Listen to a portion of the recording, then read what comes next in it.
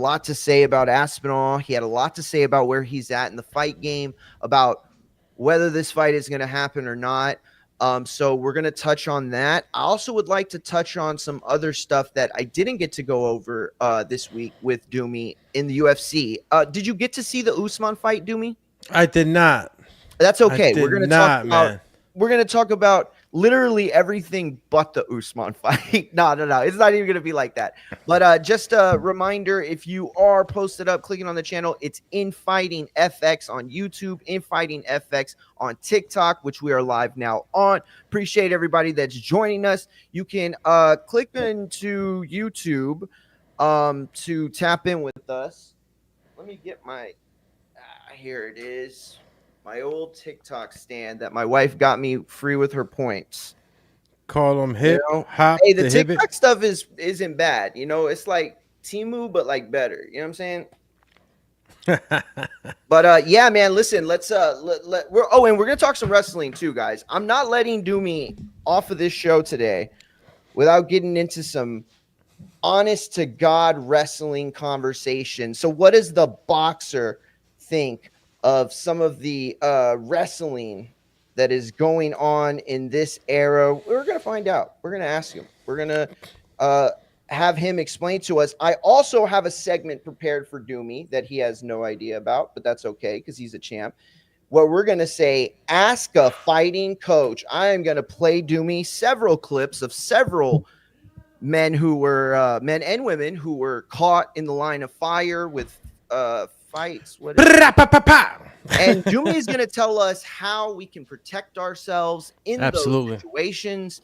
So it's going to be a bit of self-defense, I guess, right? And then also like technique too. We're going to go into. But first things first, let's get the old X up and running so Elon can get his money. Oh, by the way, before we get into it, why don't we just do a real quick, tiny, small preview, or not preview, side story or side topic.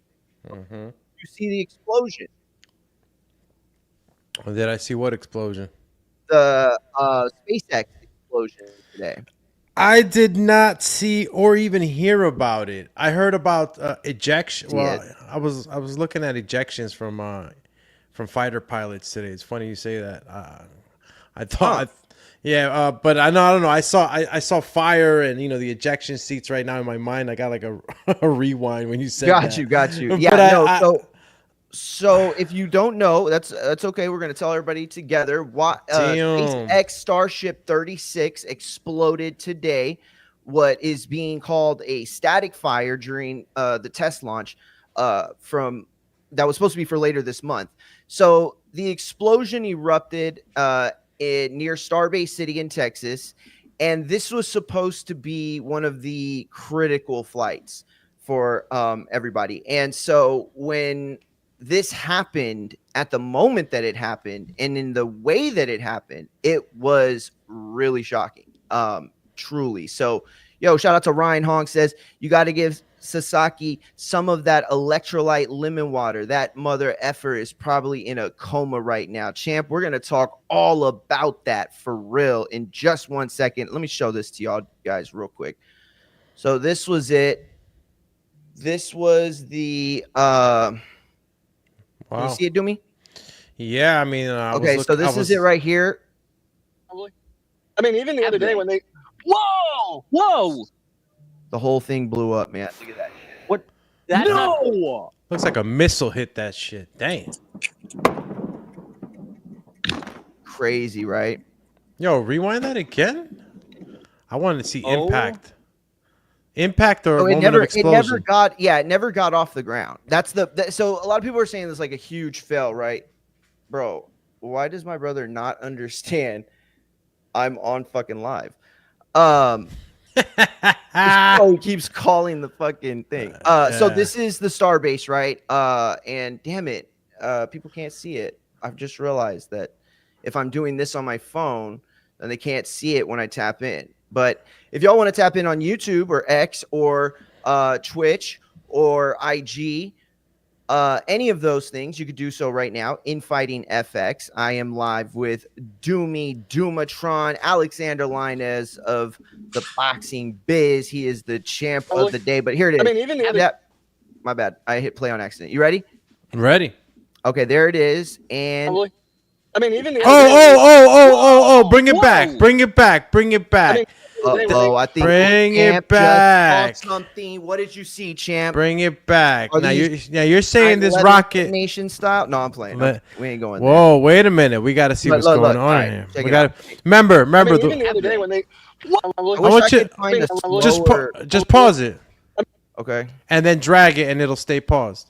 Oh yeah. Okay. Now bring it all the way back. This is what I want to see, right? You see, they said it was a static fire, and then it started at the top, and you can see how the fire shoots down the rocket, and boom! Once it touched whatever fuel it touched, that began the first initial explosion. Is what it looked like. Well, yeah, the fuel's at the bottom of the. Yes, at the bottom of the thing. Yeah, so it ignites down. You can see, right? It's just a fire that goes down until it touches, and then boom! Once it hits that fuel reserve, it's a whole different level of explosion. Now this explosion right here, that second explosion, I don't know what that was. Maybe that was the actual fuel and everything else was like static fire explosion. I don't know, but this was a huge boner killer for all of us who are excited about space exploration and the potential of going to Mars. But it's a complicated aspect. It's a complicated thing. So, at the end of the day, sucks. But so when they said it was a static fire, is it something that's just common to like spaceships and shit? Like, yeah, they're saying that it was a static fire. Now there's gonna be like tons of like backlog stuff, like radars and detectors they have that are gonna be able to give them so much more information.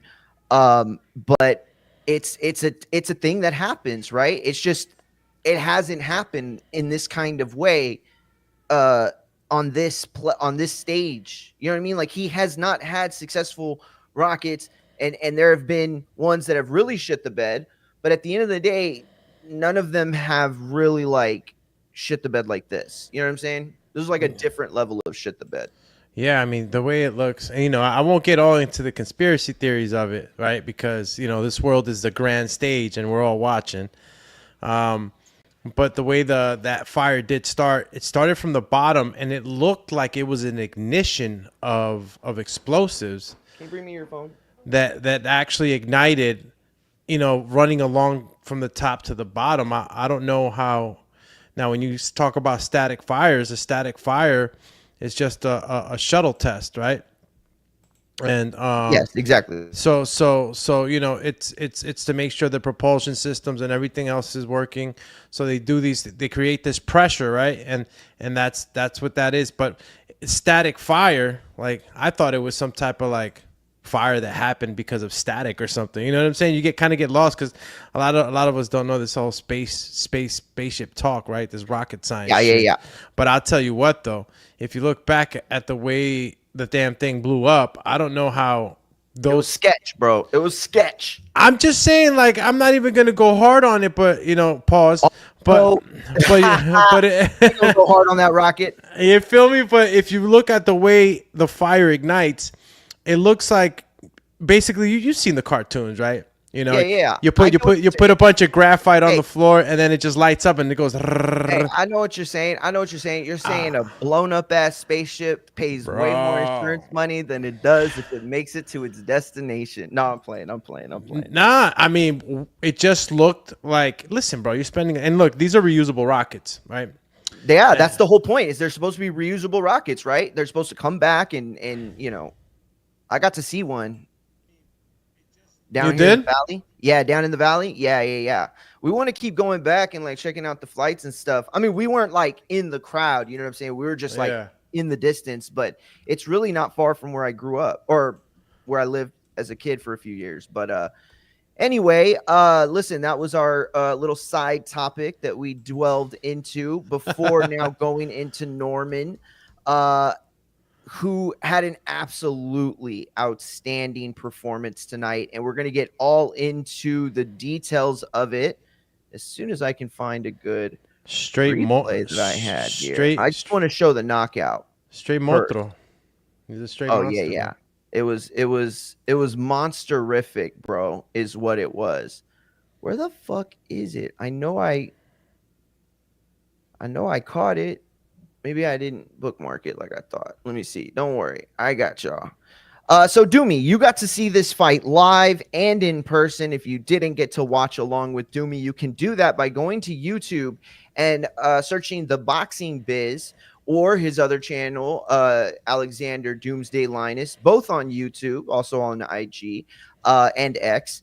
And you could go and watch that along with them. But Doomy, tell us what you saw and what impressed you about Norman Jr.'s performance in Japan against this morning on ESPN Plus. All right. You faded out a little bit there. I don't know if it was you or I, but I did see the fight live, and it was an early fight. Obviously, the undercard started out at 4 a.m, right? Shout out to Ryan Hong. Yeah, that was hilarious. He got me off guard. So yeah, I was very much impressed with Brian Norman's performance, champ. I mean, look, if you guys were doubting him, and you keep doubting him, you're gonna run into a wall, and that wall is his fists, bro. Man, the way he was catching Jin Sasaki was not even like, bro. Jin Sasaki's plan was to go in there, throw haymakers, and just hope to land a bomb to put him in that knockout ratio that he had collected, right? Yeah. Brian Norman's ability to stay calm with that amount of pressure. This guy wasn't just throwing punches. Like, he was wailing on him, right? And Norman Jr. I liked the way he was covering up, keeping his composure, and then he just, would walk him down. Attack with the jabs, nice left hooks. The left hooks, man, he got knocked down a couple of times, man, And I don't know if this is the replay for the first left hook, bro, but that first left hook. I'm just going to show him as you go, or as we go. The way he steps in for that left hook, I love it, man. You guys got guys that in the gym that throw their left hook, right, when they're sparring and they're trying to get to their guy, but they're always missing those inches, right? That small amount of distance that actually allows you to be in that position to actually connect. Absolutely. And, Norman, I'm going to show the longer one first. Go right ahead. I'll mute it so you can talk over. So this is the fifth round where the knockout occurred, and so it's about maybe 25 seconds or so of action before that comes. But yeah, so as you said, he was welling on him. Yeah, so see the engagement, right? Brian Norman, you could see that Sasaki for a second wanted to turn Floyd Mayweather at times. Oh my God. And it was just like that. Half a second of dropping that right hand, and it was over. He definitely was trying to slickster it up a little bit. But more than anything, what I think happened was that right there, where Norman Jr. caught Sasaki with a body shot. It wasn't like overly painful, or it didn't like overly land, but it was a technical enough shot that was landed enough that it got to him, I think, because when you look at what he tried to answer back with, immediately putting himself in such a bad position, no need to throw this jab.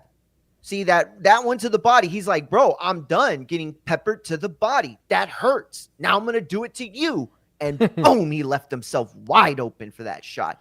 Yeah. Shout out to Norman Jr. For real. Yeah, Norman had the advantage of having more reach, and it was a little bigger. If you saw that right there, what you just showed, you have it on pause right now, and what you're seeing is basically Jin Sasaki holding his right hand closer to the chin. Yeah, closer to the chin than the head, right? Remember, he's going for a jab to the body, so when he's coming back, he has to pick. It has to be picking it up. And that's when you're there. I mean, it's not even a badly thrown shot. Step in jab. Look, it lands right above the belt. That's where you want to land a jab. So you see where you have it. You have it right there. So he jabs the body, right? When you're jabbing the body and you're down there like that, it's pretty hard to extend and actually reach the other guy's torso to apply that jab to the body. Point. All right, if you have your hand high up going in. That's why you see that when some fighters extend their jab, their right hand might drop a little bit. Is because the extension, biomechanically, when you extend like that, it just pulls back. So you see his elbow, Sensaki's elbow, how low, how it's pointing out, right? So he's literally like this, and I'll get on camera. He's like this right now.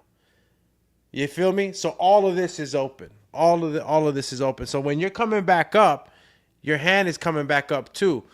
But if it's not coming back, and I can't hear you at all. No. I was just doing a little TikTok plug, champ. I got you. I'm listening. Oh, snap. All right. I thought you were talking to me. Don't worry about it. So when he came back up, you know, that right hand wasn't there quick enough. It wasn't there quick enough at all. And the angle that Norman had, you see the front foot. I mean, just dirty.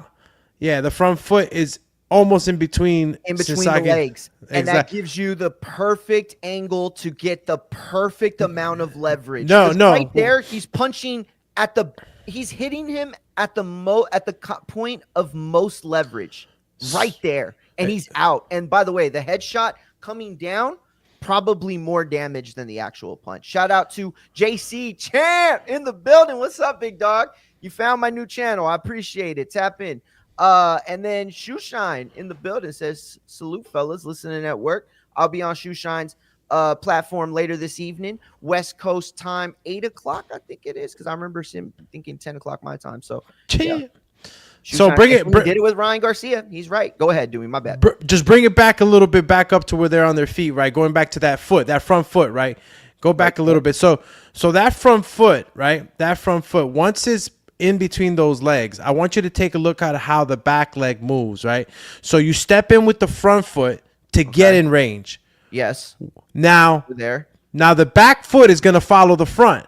And that's when you're going to see when it slides into distance. Oh, yes. So he's creating momentum, upward momentum by dragging the foot as opposed to just turning on that it's gazelle punch. The balls of your heel. It's the gazelle punch. Foot. Yeah. Pause. Okay, I get it.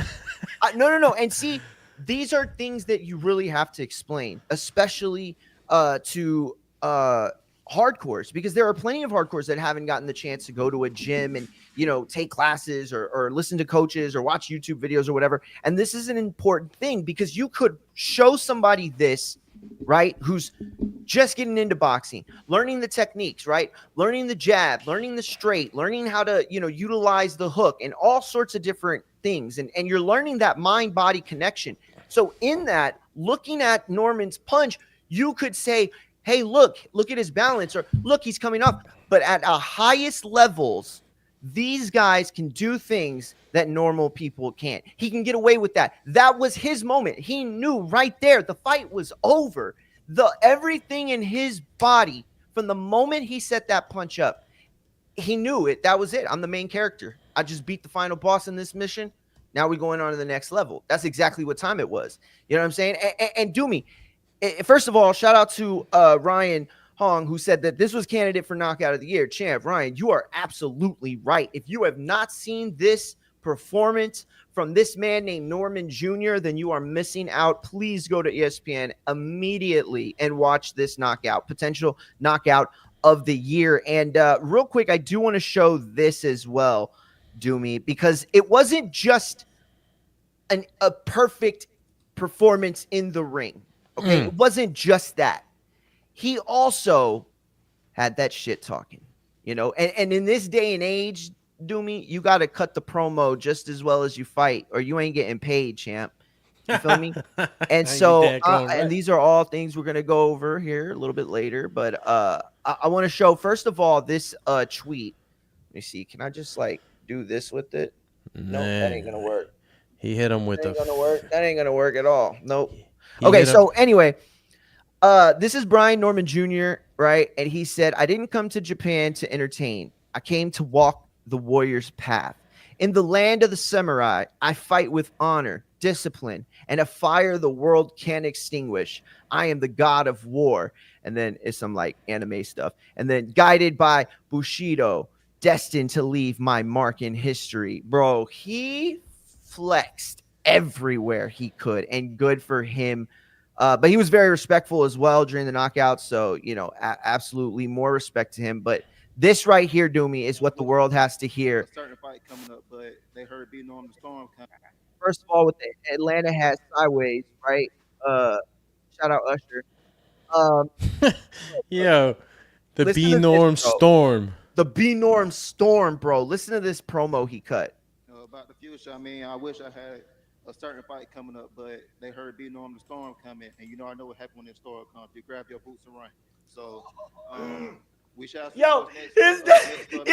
Then laughing in behind was the best. Hold on, let's bring that back. Yo, his reaction, because listen, you and I have done rap battling, right? We have been a part of the culture of rap battle. We have won a few battles in our life. And I can tell you that when I come up with a bar in my mind, it's all about how the reaction is going to be, right? So if I get that reaction, that's it. I did it. I won that. You know what I mean? Like, that's mine. So you can't say something exactly, right? You got to have the talk to him, Cal. Talk to him, Cat. Like, you gotta have that hype man in your life. Talk to me. That hype man, bro. What, you know what I mean? Like, you just, bro, you asked out. But look at this dude. Coming, and I know what happened when a certain fight coming up, but they heard B Norm the Storm coming, and I know what happened when the storm comes. You grab your boots and run. So, hit him with the yo, Brian Senior loved that. He loved that one. He said. He loved that one. Grab their boots and run when the Stormin' Norman or Norm the Storm is coming through, bro. He did it, bro. He did it. I mean, this is everything you want from a performance, Doomy. This is the knockout highlight reel, right? The 1 sentence, 15-second viral clip that you can capture from the post fight, right? And a name call, right? That wasn't like a cheap, shitty name call like we always get. Like, yeah, I want Ryan Garcia. Yeah, I want Jake Paul. Yeah, Canelo, where you at? No, it wasn't any of that. It was clever, right? It was clever. Yo, he spit bars. That's what they talking about. Elliot Brooks, shout out. You understand? It was bars, bro. And that's what it was. He came up with the bar. It didn't rhyme, but it didn't have to because it was so damn clever. And then to get the Jay-Z smile out the man in the back, bro, that's it. That's everything. Dubs all around, bro. Those are wins, Doomy. What you think? How was that swag for you? Was it just swagoo? It had so much. It had so much swagoo that I thought it was Kobe Wagyu, right? Listen, when he said that, it caught everybody off guard. I think that was watching. Hell yeah. Perfect. My man said when they see B Norm the Storm come through, they grab their boots and run. I mean, if you was trying to upsell a fight or a potential fight, he did the perfect thing. And we don't know if that fight could or would be happening unless Jaron's actually staying in that weight division. But as we know from what we know right now, he's gone, right? He's gone. So I don't know if B Norm is still talking his talk to try to keep that in the hearts of the people, right? Because eventually that's something that's going to have to happen. B Norman too, man, he's young, man, and knocking these guys out.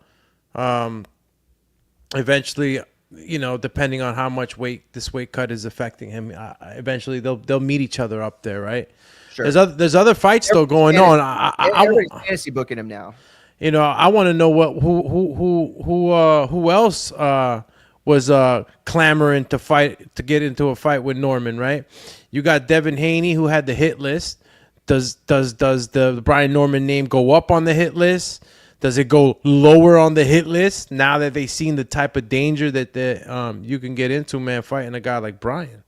Yeah, absolutely. Absolutely. 100% right. Listen, I'm going to say this, right? And he went across, the freaking Pacific. Well, if you left by California, I guess you get there quicker, right?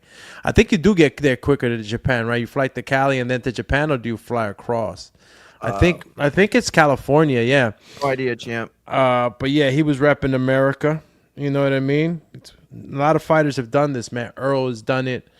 Um, what's another notable fighter that's gone across the pond or into another? I mean, Devin's done it too. You know, went to Australia. It's not easy too when you're going out there. But from what I see in Japan, man, they treat the fighters pretty nice, and I saw no complaints. You know that this guy was out there, Top Rank's own Bob Arum. He was actually out there, Yeah. Listen, I saw which him was with a little surprising, no right? way. It wasn't. It wasn't. Let me tell you, because this is what I was gonna say. First of all, what's your X handle? You want me to use the boxing biz or Alexander Lennox? Yeah, you could use the boxing biz for sure. It's THE boxing biz. Yeah, THE boxing biz. Yeah, Oh, that's you for. changed the logo? Oh no. Oh, it's underscore. My bad. My bad. Hey, bro, who we gonna have to get with that handle right there? We Which have to one? call the goons out. Which handle are you talking about? The boxing biz? Yeah. I saw the other one. That's why I was like, uh-oh. Oh, Uh, let's see if you hear this. as loud as fuck. Yeah, that was ridiculously loud. Let me Matter of fact, give me 2 segundos, Mundo. I'm gonna tell everybody right now what the deal is with this performance tonight. It was one of the best performances you'll ever see. As I said, he checked all the boxes. Hold on, just doing a little bit of promoting. Okay, so listen, he checked all the boxes in this one, guys. Okay. The only problem, and this isn't a problem for him, everything Team Norman is coming up, bro. Bright, one of the brightest futures in boxing right now. Cannot be undersold. However, if you are Bob Arum and you are Top Rank, it's coming at the best time to have an American welterweight with the excitement that this kid brings, right? With the ability to talk. Now you have a bargaining chip that you really did not have before the whole, because we're still very much undecided where we're going. We are still very much undecided what we're doing in regards to Top Rank, where they'll be streaming after August. We're hearing PBC, we're hearing Golden Boy as a potential landing place for these people on ESPN. And yet, when you're watching MSNBC or when you're watching, like some of the finance channels, they're talking about ESPN, separating their entities, right? Separating their IPs and really cutting back on some of the things that cutting back on live sports that don't have ultra family friendly, advertiser friendly shit, right? So we're talking NFL, we're talking MLB, FIFA, shit like that. They're not going to ever venture outside of the process. I don't think, to a point where we're going to get everybody under one umbrella. It seems unlikely, right? So if you're Bob, then you're in a position where you can use Norman as that negotiation right for you need a Terrence Crawford. You need Back on beat. one of those guys to try and bring up the value of the company, the future of the company. And yes, there are guys like Mason and even Keyshawn Davis, even though he's suffered a shit ton of L's recently. This has not been a Keyshawn Davis. He suffered more like self-inflicted. Yeah, self-inflicted pain that he's gone through this summer. Yeah. Hell yeah, it's been a bummer summer for the man. Stop making it out to be like right. He had like. You're absolutely right. Thank you for shit the bed. That. He shit his own bed, 100%. He got to clean his own sheets, but that's not to say that he's still not Keyshawn Davis. You know what I'm saying? So all that young crop of talent you got, right? Some of them with legendary names like the Vargas, right? Family, all of that, and you don't have a chess piece, though. You don't have a chess piece in that very crucial, welterweight gap. And you look at the guys that he's worked with over the years, then he's lost guys like Crawford, Tio's, like where is he at this point contractually? And they needed somebody like this, a Stormin' Norman, right, to get the boxing world in America excited again. And Top Rank has not had a piece, a chess piece on the board like this in a while. It's been a couple years.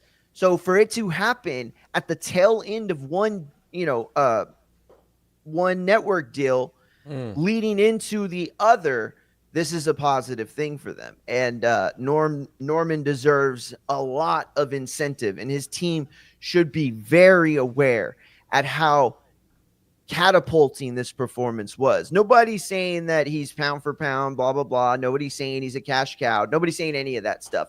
However, in a sport that has been badly missing from the commercial and casual elements of the sports world in America, here comes a kid that will force his way into the homes of sports fans in America. I think, I mean, like I said, there was a reason to wake up, Doomy. Most mornings that we get up for these fights, unless it's a no-way, there's no you can catch all these fights later for the most part, and they go out there and they have fights, but to wake up at like 5 a.m. is a legit, effort.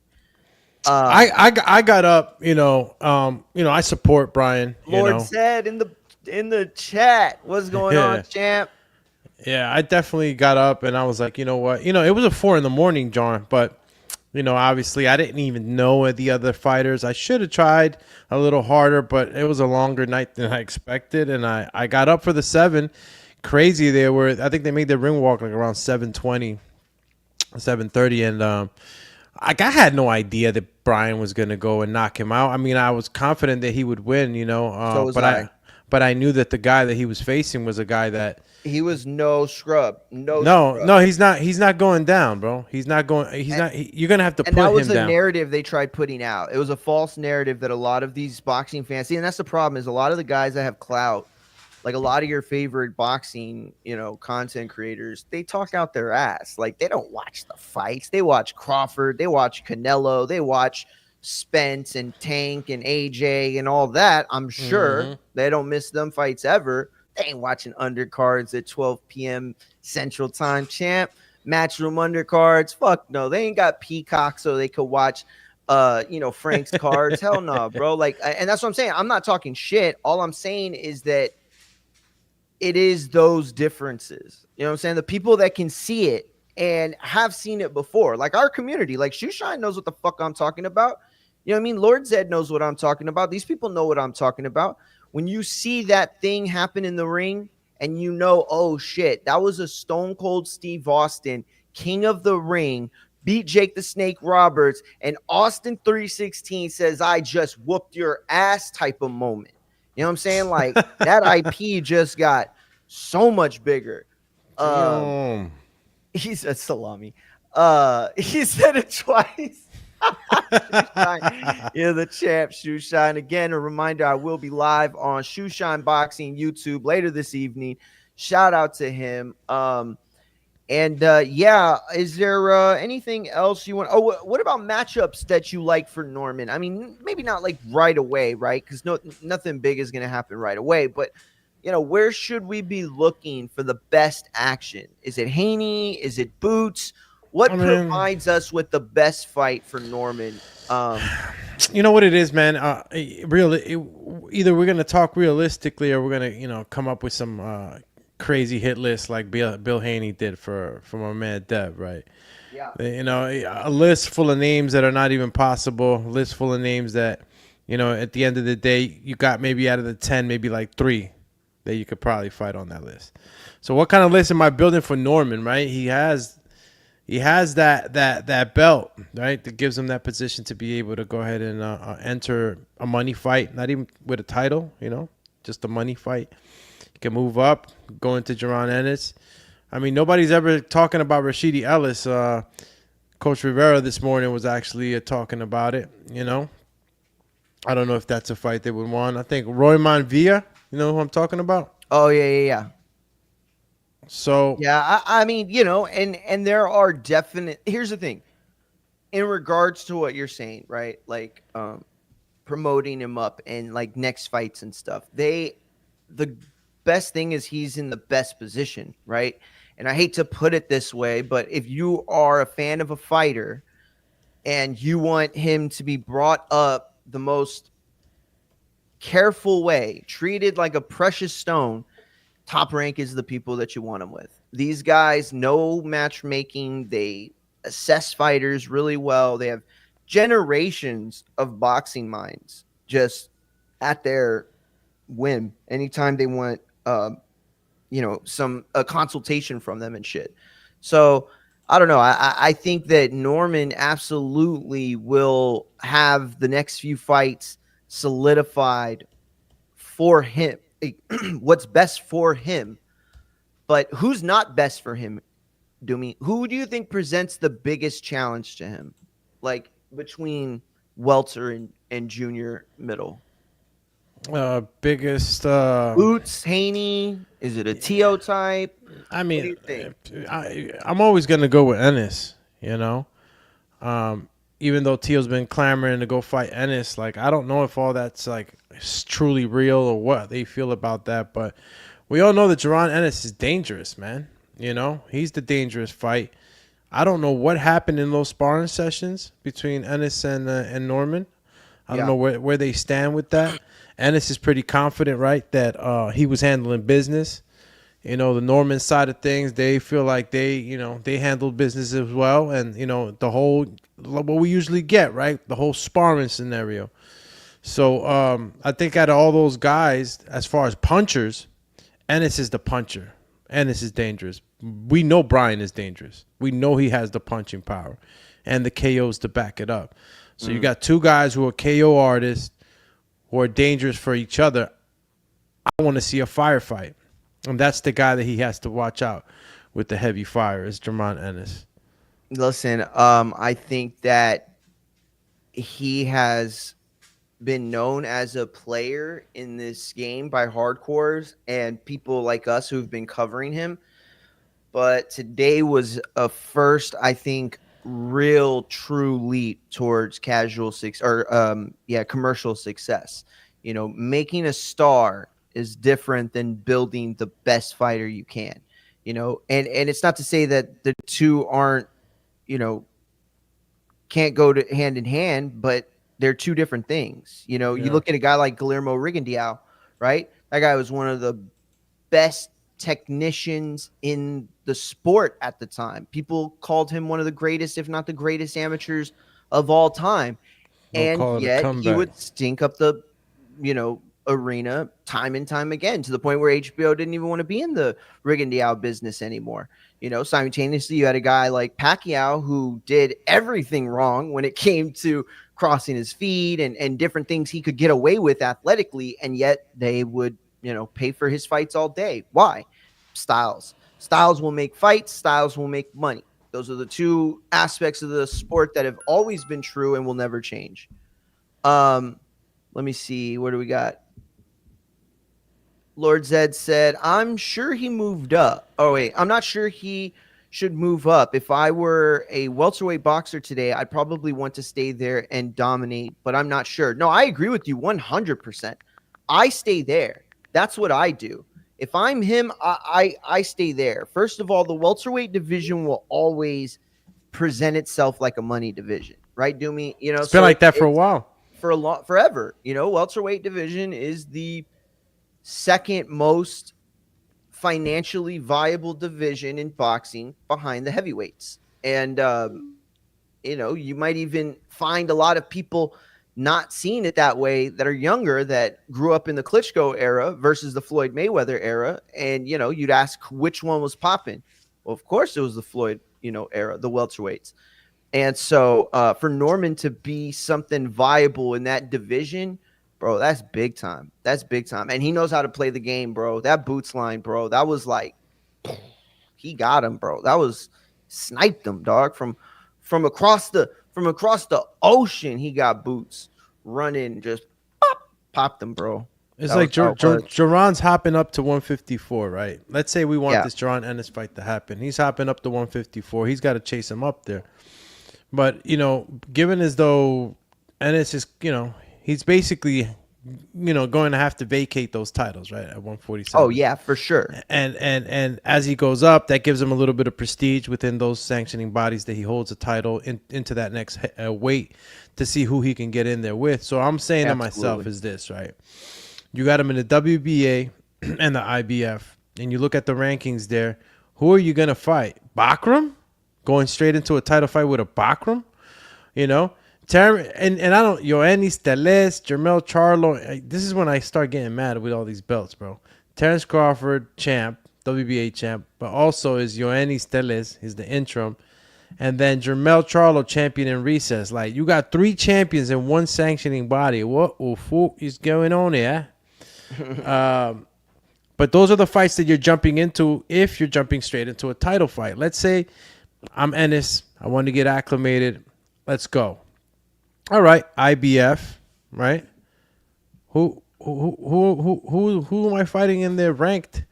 That's gonna give me a fight that's not too dangerous, or a good fight that we're gonna like, right? Because we want to see a good fight. Top 5, you got Conor Benn, Josh Kelly, Erickson Lubin, number 1 on the IBF. That wouldn't be too bad either, bro. Erickson Lubin? Yeah. Nah, I don't like that fight for him at all. First of all, I agree with Lord Zed. I don't think he should go anywhere for anything. I think that it definitely is a good win for his resume, but I wonder what he learns from that fight. Like, I don't think he's going to get pushed. I don't think it's going to take him to his limit, so I don't know. I could see it being like kind of a shitty fight if I'm being real. And who? so with what's his name? God damn it. With the junior middleweight that you mentioned. Erickson? Lubin? Yeah. Lubin. Yeah. Well, the thing is that I'm just mentioning to see, like, you don't, obviously you want to, if you're not going to fight the champion going up to 154, you want to fight guys that are ranked high, right? He's ranked the highest.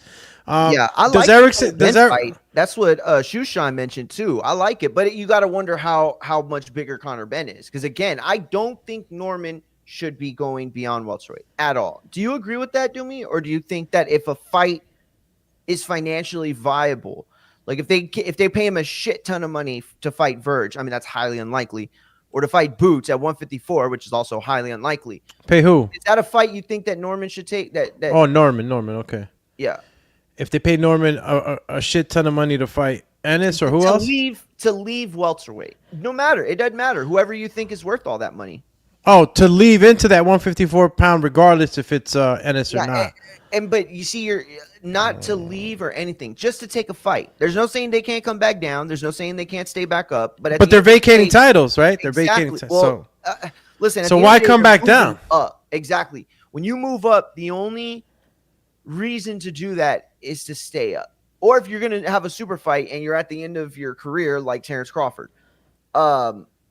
Yeah, because like Terrence Crawford wins that night. Let's just say that. He's not staying at fucking, he's not staying at that weight class. And there's plenty of good money at 154. Let's be honest. If Brian says fuck it, if Brian says fuck it, I'm going to 154. WBO champ gets in there.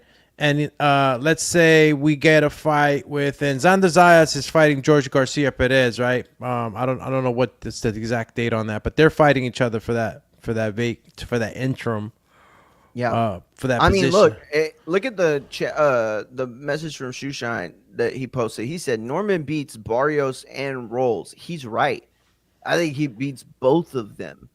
I think he is the favorite over both of them. Significant, maybe not heavy, right? Heavy is a strong word for a guy like Barrios, who's been in the division a long time and has some solid wins. But over Rolly, bro, that's a good fight, bro. That would be a fire fight. I'd like to see Norman and Barrios. No, Norman and Rolly. What? Really? Yo, bro, that's a fire fight. You see how Norman? See how Rolly fights?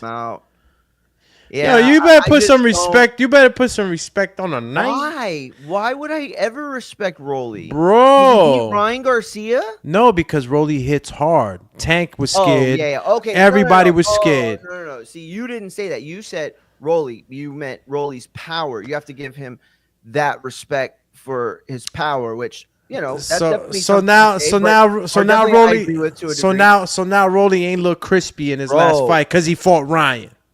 it's not that Rolly didn't look crispy. It's that Ryan didn't Come do on, B. anything, bro. And I'm not taking that away from Rolly, He but was crispier than the Pringle, bro. there was no reason to move his head all night. Like once he put Ryan down early, that was it. Ryan's butthole just puckered up all night, and he wasn't ready for nothing, bro. He was like, I'm gonna fight like this all night. What? Hell no, we ain't getting into no firefight with you, champ. What? You almost sent my head into the second row. Or you almost sent my head into a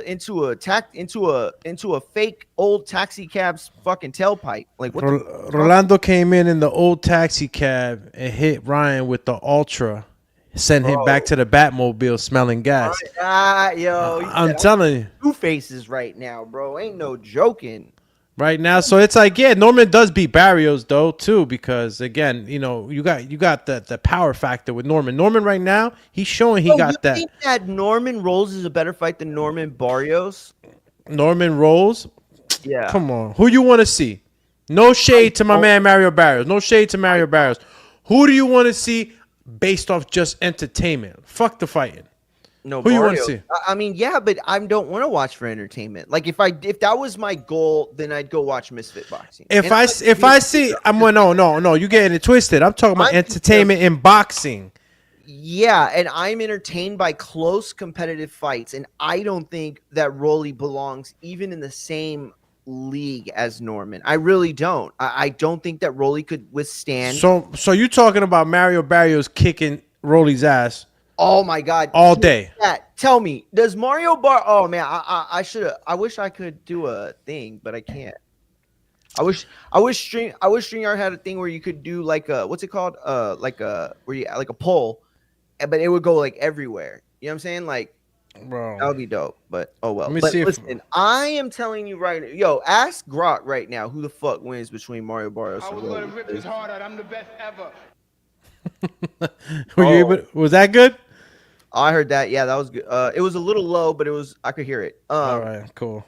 I was gonna rip his heart out. I'm the best ever. Lord said, I just think the way 47 is now, someone could run that division for a while if they commit. Yeah, bro. I don't think he's wrong. I really don't. And that's the thing, is to become the next guy at 147, because the lineage has been broken, right, Doomy? Because the way we had it is the welterweight division essentially was like fed into Oscar De La Hoya's era, right? And then Oscar basically passed the baton off to Floyd, right? And then essentially Oscar would then again pass his baton on to Pacquiao, which really like speaks to how, much of a star De La Hoya really is and was. But there's no more lineage. It's all broken, right? Crawford moves up, so there's no fight to be made at welterweight. And now it's like, who's the new welterweight kingpin? Well, that's what we've been trying to figure out. That's what we've been waiting for. And in the past, we've been duped by guys like Andre Berto. No hate, no shade. Andre Berto was a great fighter. I'm just no shade for the next Floyd. Keith Thurman, HBO did the same thing. They tried to make us believe that Keith Thurman was the potential and likely successor to the welterweight throne of Floyd Mayweather, and that was not true. Tried it with Spence. So all of them I'm trying to say is that the lineage has been broken. There's no guy to beat. Right, you could beat Boots, and I think that might give you the same sort of like a Timu version, right? Like a poor man's version of what you get from beating Bud or something like that.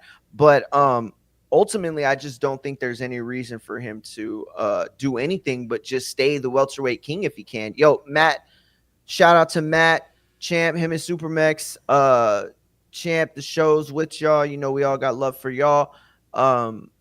Our brothers, man, stay up. Petition the WBO to fight the Zayas winner at 154. Norman should defend his belt in October and move up. Listen, I don't know, man. If he can make the weight, I don't. And this is the thing, right? There has been an eternal struggle with boxing fans forever, with guys who insist that people move up when they've been too long. People talk shit about Golovkin, Crawford. The list goes on and on with guys that they claim are weight bullies, or they use terms like that. And really, the whole thing is just a bias. They don't, for whatever reason, like fighters to stay at a specific weight class, and they think that moving up should be considered the litmus test or the next level or whatever Mortal Kombat weirdo shit you want to use. But ultimately, it doesn't really Mortal Kombat. it don't matter at all. I really don't. And I think if Norman wants financial success, staying at welterweight is certainly a way to achieve that. But if he's trying to, because Joe, man, Matt's trying to get that kid, yo, he's trying to put Norman in the firefights already. I mean, I'm the most brutal and vicious and most ruthless champion there's ever been. Word. Listen, I love that fight. I do, but I don't think it works. Okay, where were we? Matt said Boots should fight Keith Thurman or Liam Beefy Smith. I would like both of those fights, honestly. I like Nobody want to see that Liam Beefy. Nah, I don't want to see that shit. And plus, Norman already traveled to Japan. They're gonna want that in England, right? Yeah, but are you remembering that Boots is moving up for that fight? He will be moving up officially for 154. Like, that's not a bad fight at 154 for your first fight.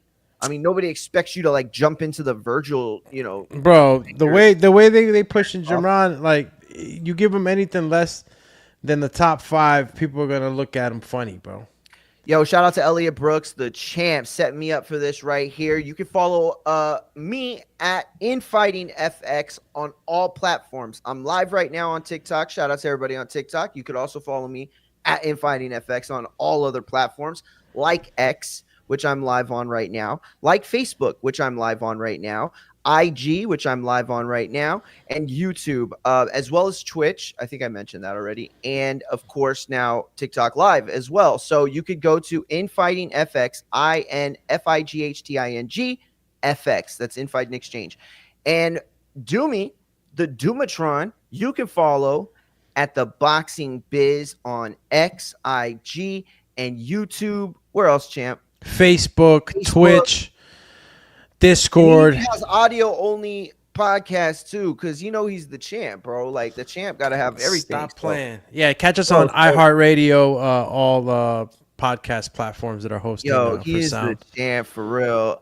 So I appreciate you guys for tapping in with us. Absolutely, right now on the collab here with my main man Mario Mungia.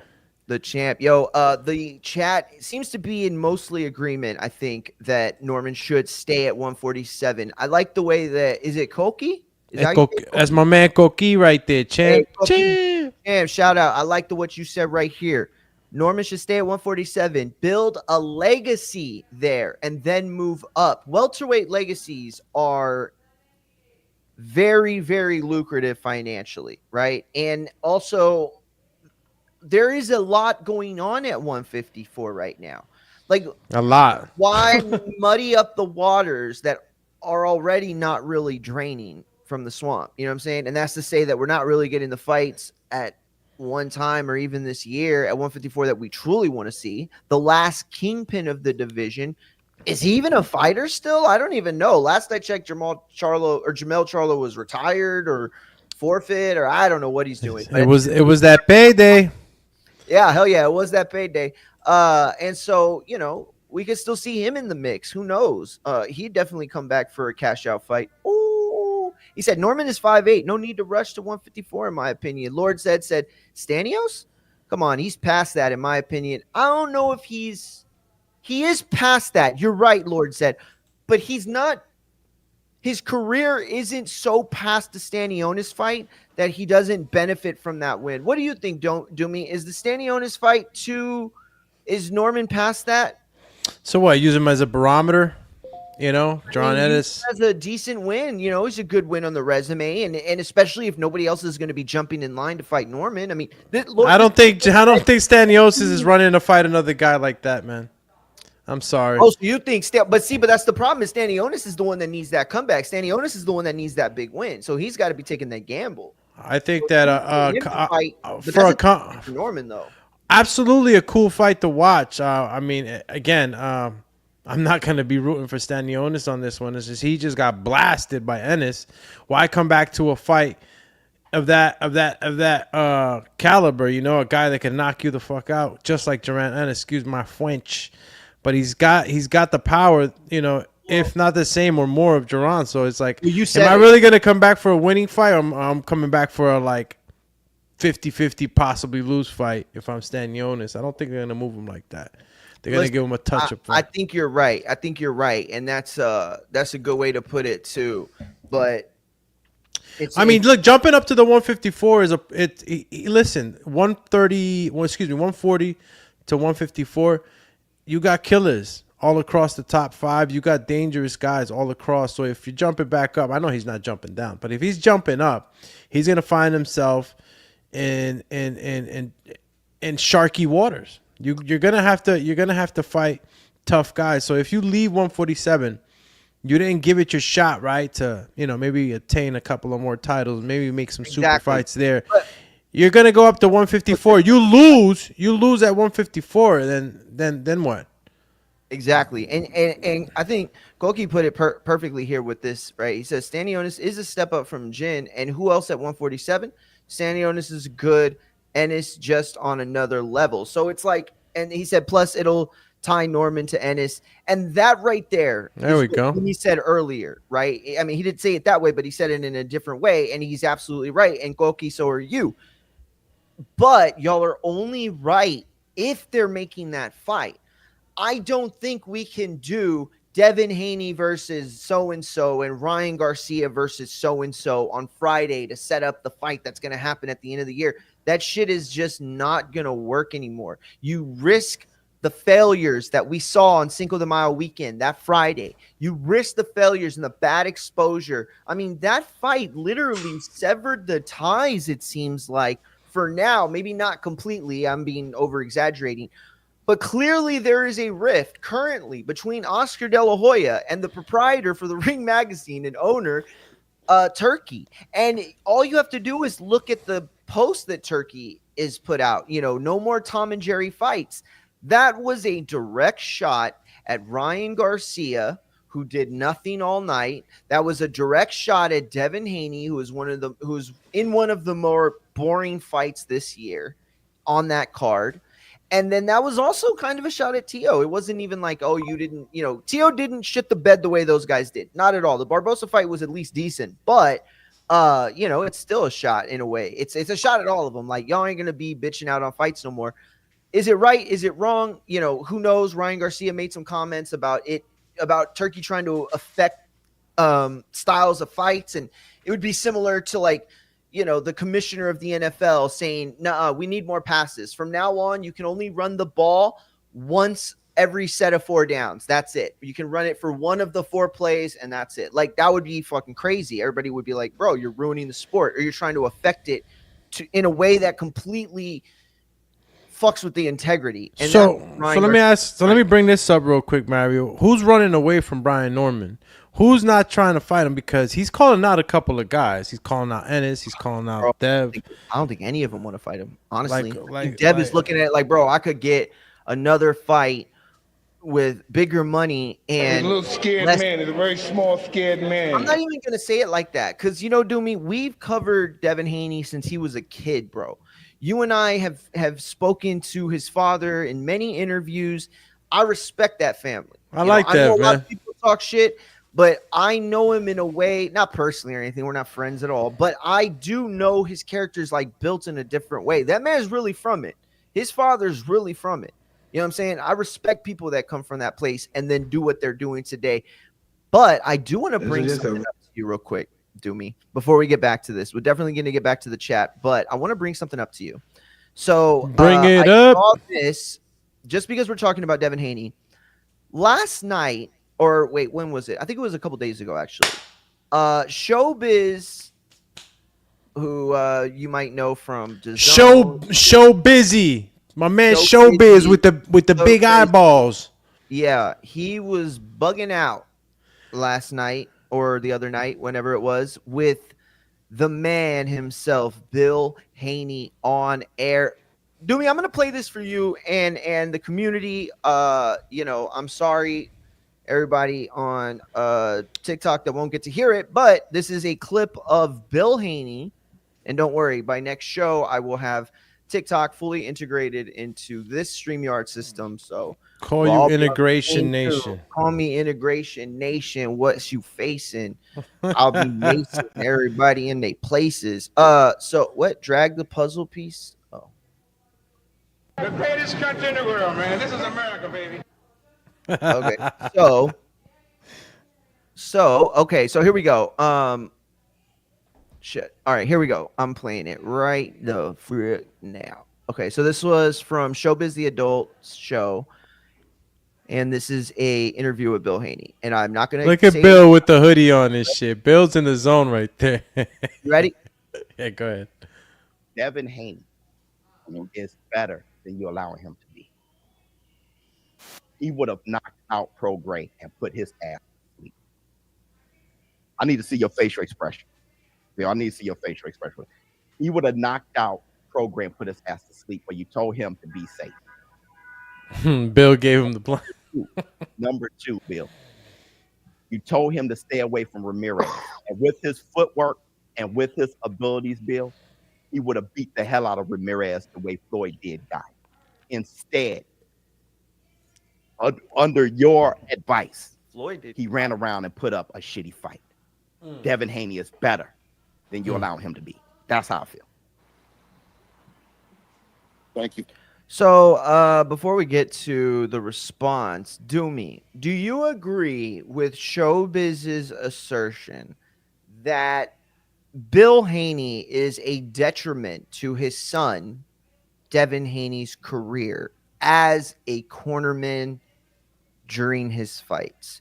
Is Devin at a disadvantage with his father in that spot as opposed to an experienced cornerman and or trainer who has been in those positions many times, seen many different situations, and has the composure and experience to know what to do? Or is it that Bill provides a comfort that cannot be gained anywhere else? You know them fairly well. You've interviewed both of them many times. What do you think? What's your take before we hear from Bill? I'll be honest with you. You know, sometimes when you have trainers, right? You have certain trainers that've been in the ring. You have others that haven't been in the ring. You have trainers that never been in the ring that are great trainers. You have some that don't understand exactly how the boxing game works, but they're great trainers, right? Coaching is a little different. And when you have insights of being in the ring or have the experience, right? Now, I don't know how many other fighters Bill has trained, but, he's trained Dev. Yeah, he's exposed them to other trainers, obviously, and it's taken him around the world, including Mexico and England and everywhere. He's fought everywhere. He's fought all types of styles. So seeing the success that Devin has garnered through the mentorship, right? Coaching, training, be it though indirectly or directly, right? Because Bill can just be moving the chess piece, right? Moving Devin along in the right positions, places, training camps, and everything else. So and more than just the coach, more than just a trainer, it's his father. So he always has his best interest. So when Showbiz is out here saying that he's not allowing him to be better, a lot of people don't give Devin Haney enough credit to where they fully see that he's in control of his career. Devin leans on his father because obviously his father's been a savvy businessman in the streets, out the streets. So like he knows his dad has his best interest. So Showbiz is saying that he might not believe that Bill is letting him be the best he can be, but what Showbiz doesn't know is that Devin Haney is his own self. He's the fighter. And this is why you can train a fighter to begin implementing, let's say, close range combat, right? Where now you'll start to see Devin Haney in the center of the ring, but danger comes, emergencies present themselves in the ring. He's going to go back to what he does best, and that's what he does best. So it's not about Bill controlling the chess piece inside the ring. He's controlling the parts that matter for Devin's preparation inside the ring. So it's not about you're not allowing him to be a better fighter. What are you talking about, bro? Bill has put him in the best camps, best position, best resources, best of everything. So if he decides that he doesn't want to get hit, if the camp decides that they don't want their fighter to get hit, then he's not going to get hit. And given his last performance, that's what we're doing all this judging on. Yeah, it was a fucking boring ass fight. And could it have been better? Hell yeah. Can we complain? Hell yeah. We're paying for it. Hell yeah, hell yeah, hell yeah. But at the end of the day, hit and don't get hit, man. Just give us a little more hitting. That's all. Just a little bit more. And he was trying to guarantee that Ryan Garcia fight, man. There's just a lot of little things, dynamics revolving around that performance. Sure. That I can't bank on it too much. But just going back to what Biz is saying, man, Biz don't know what he's talking about. Listen, I respect Biz for asking the question. I respect Biz for asking the tough questions. I really do. Look, there's a lot of people that have strong feelings about Biz's comments, and I'm not afraid to even talk about the narrative. The narrative is that he's a casual fan in reality, and therefore doesn't have the nuance to understand, or he doesn't have the ability to understand the nuances of the sport. And look, for everybody that would attack him that way, I get that. I understand your feelings in that regard. There's a lot he may not be taking into account, and that's kind of what Doomy is talking about. But I think it boils down to the situation. Right? You are using these two fights specifically. First of all, claiming that Haney would have done to Ramirez what Floyd did to Gotti is, I think, so wrong that I can't imagine. Yo, why you sound like they put a pillow on your face, champ? What you mean? For a second, you were going out. Oh, my bad. So anyway, I think that this is a situation where you're talking about these two fights, and it's easy to play Monday morning quarterback. It's easy to look at these fights and say, hey, this could have happened if you would have done this. Ultimately, we've come to these things before in the past, right? There's a fighter named Gabriel Flores who we all, made comments about his father and what his position should be in camps. And the list goes on and on. Floyd Mayweather, I mean, on and on. Family in camps, it doesn't usually work. There are a handful of situations, Robert Guerrero and his dad, Danny Garcia and his, where they did work, right? But many, many more that didn't. I think for now, what we're talking about is an attack on Devin Haney's performances and trying to find any sort of blame that we can point at, right? Because nobody in Haney's camp or on Haney's side wants to say he's a boring fighter. Of course not, right? Yeah. But at the same time, I would ask Showbiz this. What do you think different would have happened in the ring that night? To have you hear that, Doomy? Okay, that's you. It's like a buzzing sound. There we go. It's off. So at the end of the day, like, I think this is a situation where you're playing Monday morning quarterback. You're talking about very specific fights, winnable fights. Showbiz has a different desire than Bill Haney has, or even Devin had that night. Showbiz wants to see the most entertaining, the most spectacle, like the biggest spectacle, fan frenzy type of highlight reel performance and knockouts that you can imagine. We all want that, right? But that's not what Bill wants. Bill doesn't want his son taxed every time he gets a fucking win. Are you joking? Right? Like, so I don't know. To suggest that there's anything wrong suggests that Bill's not in that position, but he is on that position. But anyway, Doomy's going to step off for a second. I'm going to finish playing this clip. Let's hear how Bill responds. For your compliment, and thank you for thank you for maybe pointing out the reservations that a coach of my intellect and my experience will qualify for. You know what I mean? I can only take credit for the decision that I made and the game plan, and Devin to follow it. You know what I'm saying? I gotta stand up on that. You know what I mean? And you're his father, bro. You don't want your son hurt. No, it's just not even hurt. It's not just hurt that for a year we ran a narrative that Dev, what about the left hook? What about the left hook? Right? A year of the narrative. Now, if Devin had gotten brushed with a left hook, we would say that if it was Ryan Garcia, it would have been different. If it was Teofimo Lopez, if it was Tank, if it was whoever, would have been different. So My thing was to quiet the noise and bring confidence to a fighter that I know that needs confidence because of everybody that's trying to. This is a beautiful answer. This is a fair answer. I see it. Some of the people don't really like what Bill has to say about this. Couldn't agree more, bro. And if not, at least don't talk about styles, this and that. He's absolutely right. Koki said, damn, Showbiz has no neck. Dude is just head in a body. Oh, champ. You roasted the day, champ. You roasted. Oh shit. Let me see. Where we at?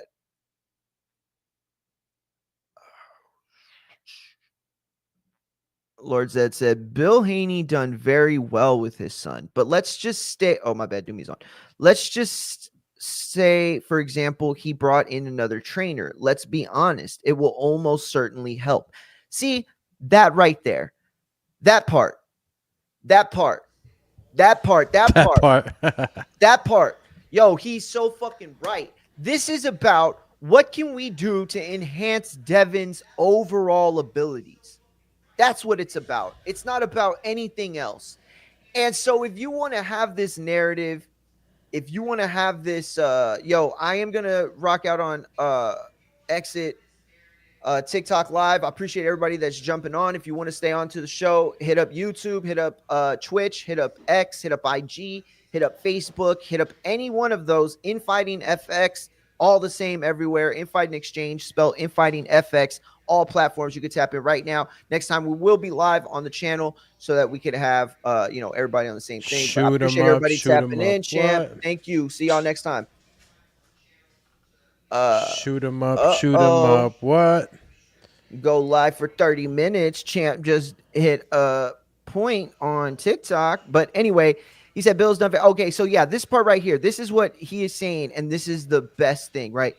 Adding someone to the camp that can benefit Devin, right? And his style, his approach, game plans, ring IQ, everything, right? We're not trying to change the fighter, right? Because the way he's going to jab, the way he's going to throw that 1-2, the way he's going to, throw a check hook, or the way he's going to throw a counter into a straight, roll it back up into a straight. All those things are basically set in stone.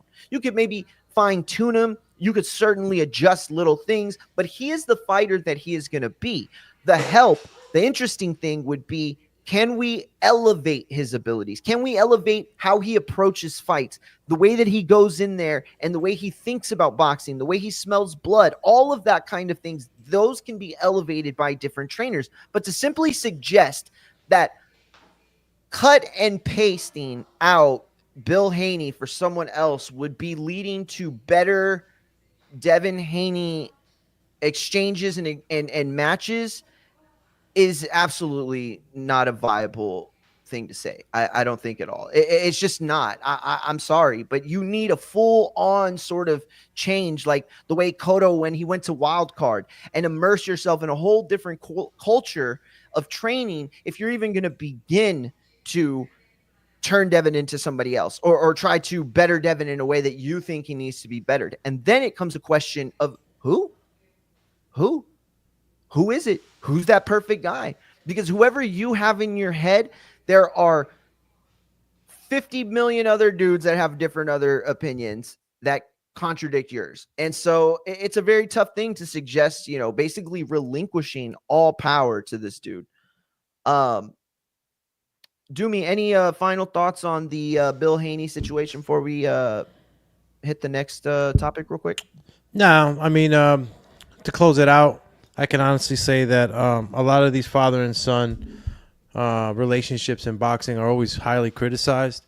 And when you throw in the dynamic of the father in there, you can get you can confuse things as someone looking on the outside, right, on how that really works out.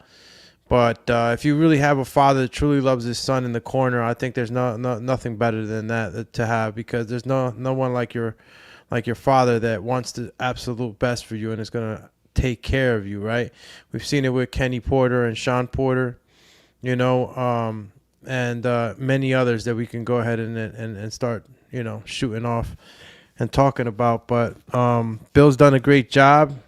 You know, I think career wise and development wise, he's done an amazing job. Now, thing is that we've reached that pinnacle where Devin is his own. You know, not that he wasn't his own man before, right? But we're talking about a young Devin Haney. You know, only worrying about fighting and having a father that cares a lot, who's business savvy, and bringing them on through it all. Now they're at this stage in their career, right, as a trainer, manager, and fighter. So at this point, developing Devin Haney, and I get mad all the time. You know, I'm always talking about like why Devin isn't fighting on the inside. He's so much bigger than these guys. Why isn't Devin, being taught how to shell up right on the inside, how to be comfortable on the inside? You don't have to have crazy power for you to be able to fight on the inside. That's not how it works. You know, power is not really something that you teach. You know, sometimes you just have it. You can develop power, but you can also develop that skill on the inside. You know, you got the outside and mid range down packed. Add that on because you're going to run into fighters where you're going to need that. You're going to need that ability. And guess what? If you're fighting on the inside, you exit just as quick as you came in. And he already has that. So training wise and development, you know, it's not going to be Bill teaching Devin how to fight on the inside. That's not what's happening nowadays. Absolutely. I think that if anything, it's just light touches of coaching, you know, that go along with how much time he's had with his son to know how to develop him, the things to say to him, for him to do the right things. But the people that are developing him is the people that are on the outside, the other trainers. Absolutely. Trainers from Mayweather Gym that he's brought along, other trainers that he's had in his camp for years. So developing these fighters, not just, Devin, sometimes it takes a village. Terrence Crawford, a perfect example, has 3 trainers, Bomac, Saul, and I forgot my other man's name, apology, but 3 guys in the camp. You're developing your fighter this way, you know, and one thing that has to happen in order for a new style or a new tool added to the belt for a fighter, he has to drill. He has to drill, and then he has to implement in sparring. And above all, he has to have the heart to fight on the inside because not all fighters like to fight on the inside or are willing to fight on the inside. You know, it takes one to give one. And, not that he does it because he wants to lose his O, right? There's a lot of fighters out there who don't have a O record and are still really, really reluctant from getting inside and fighting an inside fight. But if you drill and you're big as hell like you are, I mean, he should have been chipping cats up on the inside. You know what I mean? If it's like when he fought Linares, right? What did you think about that fight with Linares? Do you feel like he could have stood his ground with a Linares? Would have been a smart decision to stand with Linares? Could he have hurt Linares? You know? Yeah, it was a tough fight, man. It was a really, really tough fight. And it was like fought with minor momentum shifts, you know? So that was like the big thing. But Dumi, I want to get your take real quick on this little topic before we get on to the MMA portion of the show.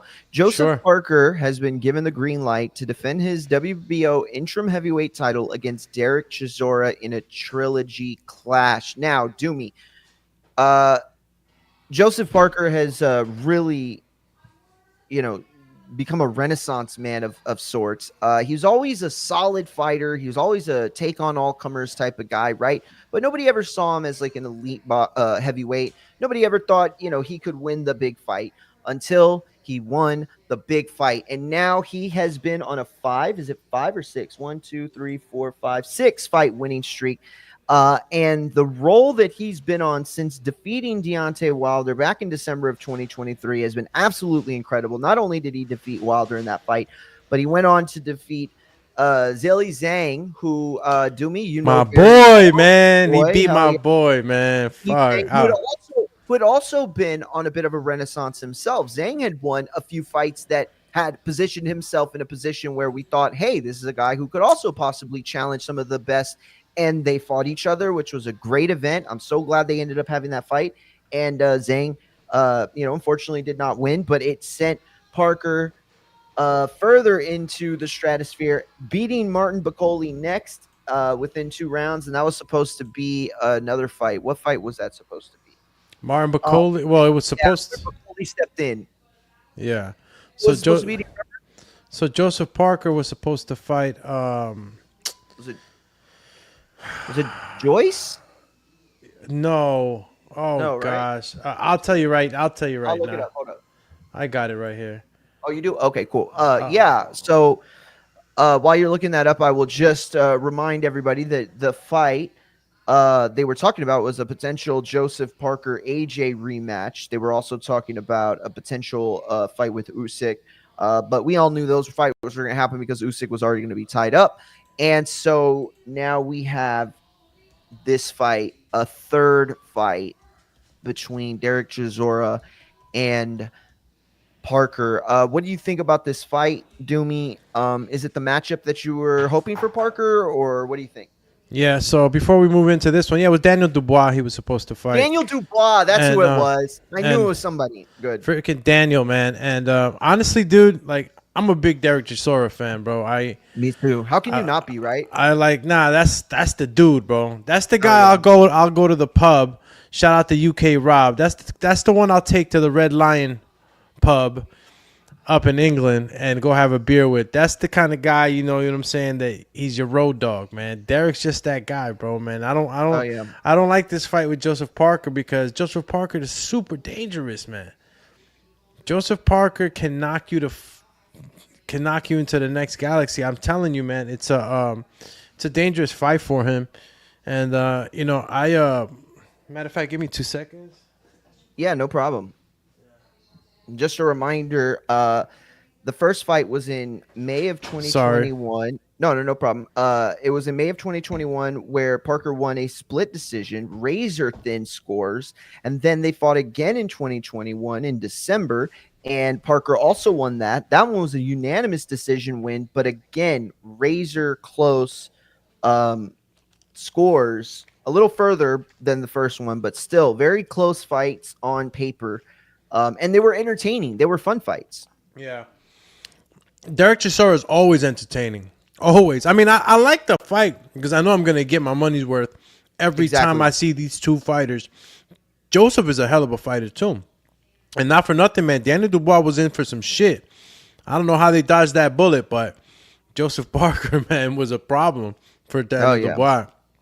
And just seeing it now is the only, like I said, the only thing is like, I love, the whole underdog and rooting for Derek. And I think that in this fight, the odds are definitely against him. And, it's the wars that he's been into, Derek. Like, man, Parker catches him with some solid shit, man. We might see some super laid out on your back pockets type of knockout, man. Yeah, I think the point I'm hearing from you the most is that, or that resonates with me the most, is that Parker is on a kind of upswing right now. And you could say the same thing about Derek Chisora, by the way. Like, let's look at Derek Chisora. He has been, he's come back and really utilized a second win, because after he lost to Tyson Fury, we all remember that fight back in 2022, he came back to beat Gerald Washington in short order. In a unanimous decision win. Then he came back and stunned Joe Joyce in a 10-round unanimous decision win, 96-94 on two of the scorecards, with 97-92 being the furthest scorecard in favor of Derek Chisora. Then in his last fight, he defeated Otto Wallin. That was in February. Those who remember Otto Wallin from his fight with Tyson Fury, which he caused a huge gash in Tyson Fury's eye. Legendary cut. Legendary cut. That was and that fight with Otto Wallin was an eliminator for the IBF title.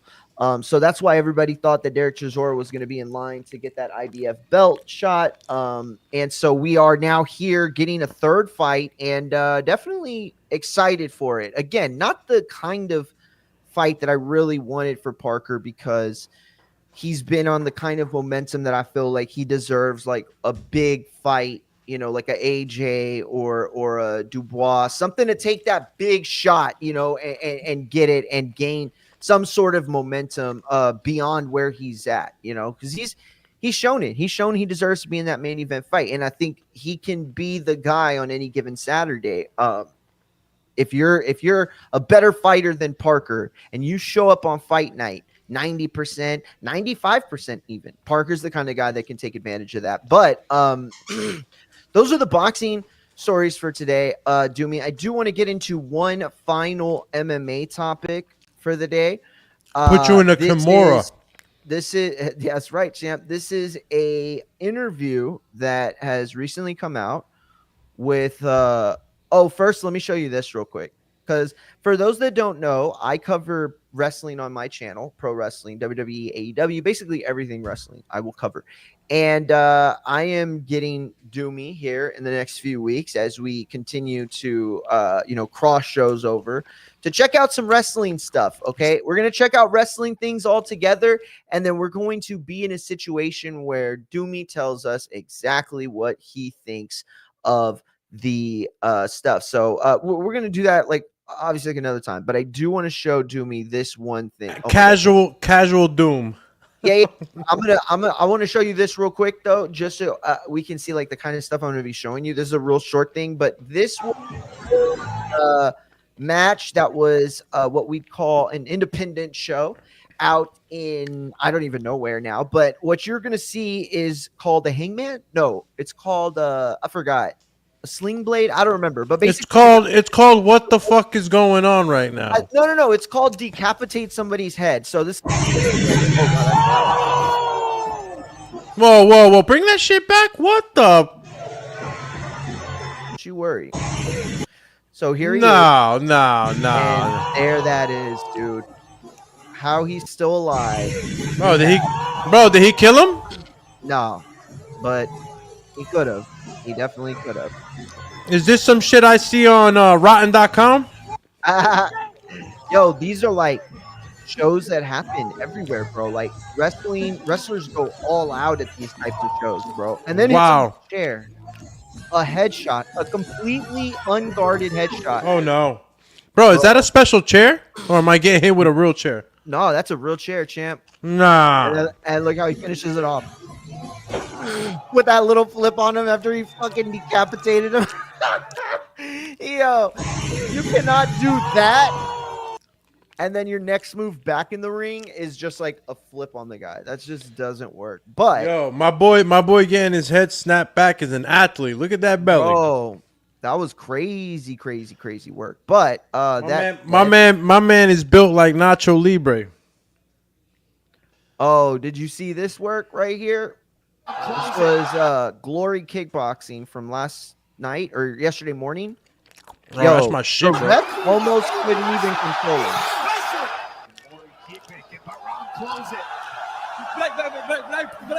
Whoa. And not stopping, bro. That heat was real. That was real heat. Nice. Bro. Oh, and he's calling his shots. That's nasty work, bro. Ooh. That push kick. Yeah, oh, overhand right. He caught him. He caught him on the temple. Bro, this is... I haven't watched the Glory. Oh, the ground. What? Look at that. Yo, he tried that front kick. Whoa. Oh, shit. Oh. Nah, he need a down opponent. That was Price, though. I can't do that.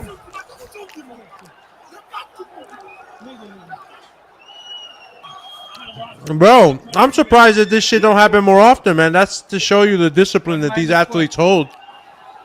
That's what, but no, see, that's what I'm saying. I don't. It shouldn't ever really happen. Like, if you are a disciplined martial artist, right? And don't get me wrong, everybody gets mad, everybody has anger issues, or gets pushed to their limit, right? And that's not anything to judge. Oh, there we go. That right there, that's discipline. That's what martial arts teaches you. Y'all are fighting, bro. It ain't no way out of it, but it don't gotta be all fucking, bullshit. That shit makes me a bigger fan. Hell yeah. Bro, this ref is like the third. This is a triple threat match. I don't know if I told you. Nah. Whoa! Had him dancing. Yo! What? Wow, your boy wobbly as hell. Bro. Talking about there's nothing going on. Get out of here. Say the same thing. Stop lying. You know. Oh, what happened? Facebook kicked me off.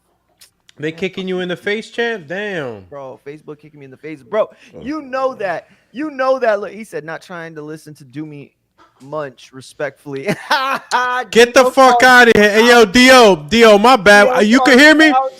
I know. I pinned this message to the top of the chat. Dio, man, I'm going to have to fall back, bro. I ain't eat lunch, my brother. Let me fall back real quick, though. Hey, you can stop. Bro. My ninja. You called it right there, bro. You called it. When you see this from a fighter, bro, you know he's hurt. You know, like all you're doing is telling everyone that you have no fucking clue what happened over the last. Bro, my man stepped back and hit the shimmy, like. Yo, he's in the stanky leg, bro. Like, get out of here. Oh shit! Did you see that? Look what he tries to throw. No, he tries that Danielson fucking green kick, bro. Look, he tries to green kick. Yeah, he tries to green kick. Oh, the green kick, bro. Tell me that wasn't the green kick, Doomy. Doomy, tell me this isn't the green kick. Let me see it again. Right here. Here it comes. Right here. Right here. Bro, he tried to hit him with a heel kick, ended up hitting him with a calf kick. For real. Literally. That's 2 points down now for Barada. These guys are brother-in-law. No, I'm playing. I would explain the fucking heat though. Ooh. Oh shit, bro. That was it. Wow, I didn't even peep that. Rewind. Look at this. Flying knee, dude. Beautiful flying knee. Let's see what we got going on. Oh, he was setting it up. Look at that back heel off the ground. Back heel comes on the other side. Oh. Right here in the corner. He's gonna get him in the corner and watch. Here it comes.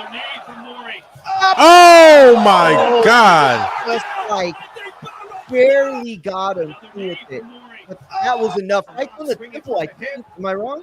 Yeah, nah, he got careless, man. He was swinging carelessly. Was that the temple? Nah, he hit him in the jaw. Oh, did he? Right in the jaw. Damn, bro. And look, Right knee to left side of the jaw. he went limp, dog. Just like that. Hey, have you ever done training? Like, I know you've done MMA, but like, have you ever done like kickboxing training type stuff? I've done kickboxing. Yes, I have. Shout out to American Kickboxing Academy. Oh shit. Yeah. That's what's up. Yo, look at him. He's like, nah, we still fighting. Let me see. Did they show the replay? Nah, Oh, here it is. there it goes. That's a good view. Look, boom. Oh, right. You were so right. And right honestly, on the jaw. he hit him on the top of the jaw too. So it's like near the temple. And he almost Look at your boy. Yo, you caught it perfect. Perfect, bro. Look like he's about to hit a dance move. Yo. Nah, you don't know his fighting style is the banana way. He's like banana way. Oh shit, took it to Brazil. Banana. Yeah, Yo, porra. And he lands, but if you look, he tries to like roll it like a punch almost, and it just gives him the perfect place to land. Chill, champ. I done a little bit of capoeira. Oh my god! Look. Oh, that capoeira's no joke. Boom, bro. You were so right. Look at that. Hop goes the weasel. He was so close to rolling it. Oh man. And he just goes. He rolled him out. So that was one of the rolled him out. I wanted to show you from earlier, but this is what I wanted to show you on Bones. Oh, real quick, before we get to that side quest, okay? The Pusher T Travis Scott beef. Doomy, what do you know about it? What do you think about it? I have no idea what you're talking about. Who's beefing? So Pusha T put out a new album or tape. I don't even know, honestly. I haven't heard it yet, but I am going to listen because I am a Pusha T fan. Put out a track where he disses Travis Scott for this specific incident. And I want to ask you, is this bitch made on Travis Scott, or is Pusha T being a little too sensitive? The story goes that Travis Scott played Pusha T, Kanye West, and Pharrell a track that had Drake on it and was dissing Pharrell. But when Travis Scott showed Kanye West, Pharrell, and Pusha T the track, he had purposely omitted Drake's entire verse. So they heard the track, and then when it came out a few months or weeks later, whatever, they heard the track in its full with Drake's diss to Pharrell. So that's caused the whole beef. And who do you think's a bitch in that case? Oh, dog, you asking me? Who do I think is I have no idea. You're gonna have to explain. I don't even know what they beefing about. So Travis Scott, basically, it's the TIP Ludacris beef from back in the day, right? So so Travis Scott hid a verse from Drake on his song that had a diss to Pharrell. Then he showed the track to Pharrell and Kanye and Pusha, but he took out Drake's diss. So when they heard the song, they had no idea they were listening to an anthem that was going to be basically talking shit about Pharrell. So that's some bullshit. That's some. Yeah, I think so too. That's definitely some side, some funny style shit. What we call that in the neighborhood is funny style. You moving funny style. You funny style right now. Okay. A lot of y'all have been using that whole "it's nasty work." Nah, that's funny. Yeah. That's funny style. Funny style. That's what that funny is. Style. Okay, that's funny style. So then, what's nasty work? Nasty work is like when you fuck someone over with money or some shit. Yeah, nasty work can be. Ain't funny. That ain't funny at all. When you moving funny style, you could just kind of see when somebody's moving kind of funny. It's funny style shit you doing, bro. So the style of being funny can sometimes lead to work that's nasty. Yes, it can. Okay. Yes, it That's can. Right. This is Dr. Doomy breaking down street ethics, street terminology, everything for y'all. So now I'm saying not everything is not nasty work, but you can get to that. You feel me? You can get to that nasty work. Funny style, but no nasty work. But then at some point that you could be too funny and move. Yeah, you could be moving so funny style like you done did some bullshit and not you fall in that you did some nasty work. Some of that nasty. Yeah. I get you, champ. So listen, real quick. I want to go off on this part real quick. This is from this past weekend's fights. Now, let me see. Oh, you know what? Let's do the John Jones stuff first because I don't even know where that other one is. Okay, so this is the John Jones. He's been saying about. I think he's awesome, man. Hello, John. This is the John. Nothing against you personally. A clip from John Jones's interview with the Full Send podcast, the No Boys. And so I'm going to play it for you. What do you remember? John Jones and Aspinall is officially not happening. John Jones is basically retired right now. Make of like Tom Aspinall and all the things that he's been saying about you? I think he's awesome, man. Hello, John. I have nothing against you personally, but I just think I'm better than you. I just know that I can beat you. I think he should go on and have a wonderful career. He's not in the position to excite me. Because if I whoop his ass, it's going to be the next guy. There's going to be a whole new fan base of somebody who everybody believes in. I've done this my whole adult life. I remember Rampage fans years ago, Rashad fans and Lyoto fans. I literally have replayed this story so many times in my life. What do you make? This isn't true, though, Doomy. This isn't true. Because John Jones has one of the greatest careers at light heavyweight. He is probably the greatest light heavyweight of all time. Possibly pound for pound greatest of all time. Possibly. He is. There are arguments to be made. Who? Mighty Mouse is one of them. Your boy, the bearded wonder. If he didn't retire so early, what kind of resume would Fuck all that. Have? None of them are seeing the John Jones pound for pound. Prime Anderson Silva may have been better, but listen, again, I would take the argument that Bones Jones could be the pound for pound best. That's fine. However, the heavyweight division is a different animal altogether. And what John Jones needs to understand is while his legacy is very much intact, nobody could ever question he's a Hall of Famer, one of the greatest of all time, easily. His heavyweight career is not anything bigger than anyone else's has been. He hasn't overachieved as a heavyweight, and that's mostly because he hasn't really fought a lot. When you look at the downtime that Jones has had based off of dirty pops from substances and PEDs and all those question marks, the other part is this, Doomy. As we've gotten to know people in MMA and UFC, it seems more and more that the people that had problems with Bones Jones were the actual people that were like stand-up dudes, right? So everybody that's ever questioned Jones's morality and his honesty and called him a giant piece of shit are mostly dudes that are pretty honest in the sport. And So they got their asses kicked by John. Sure.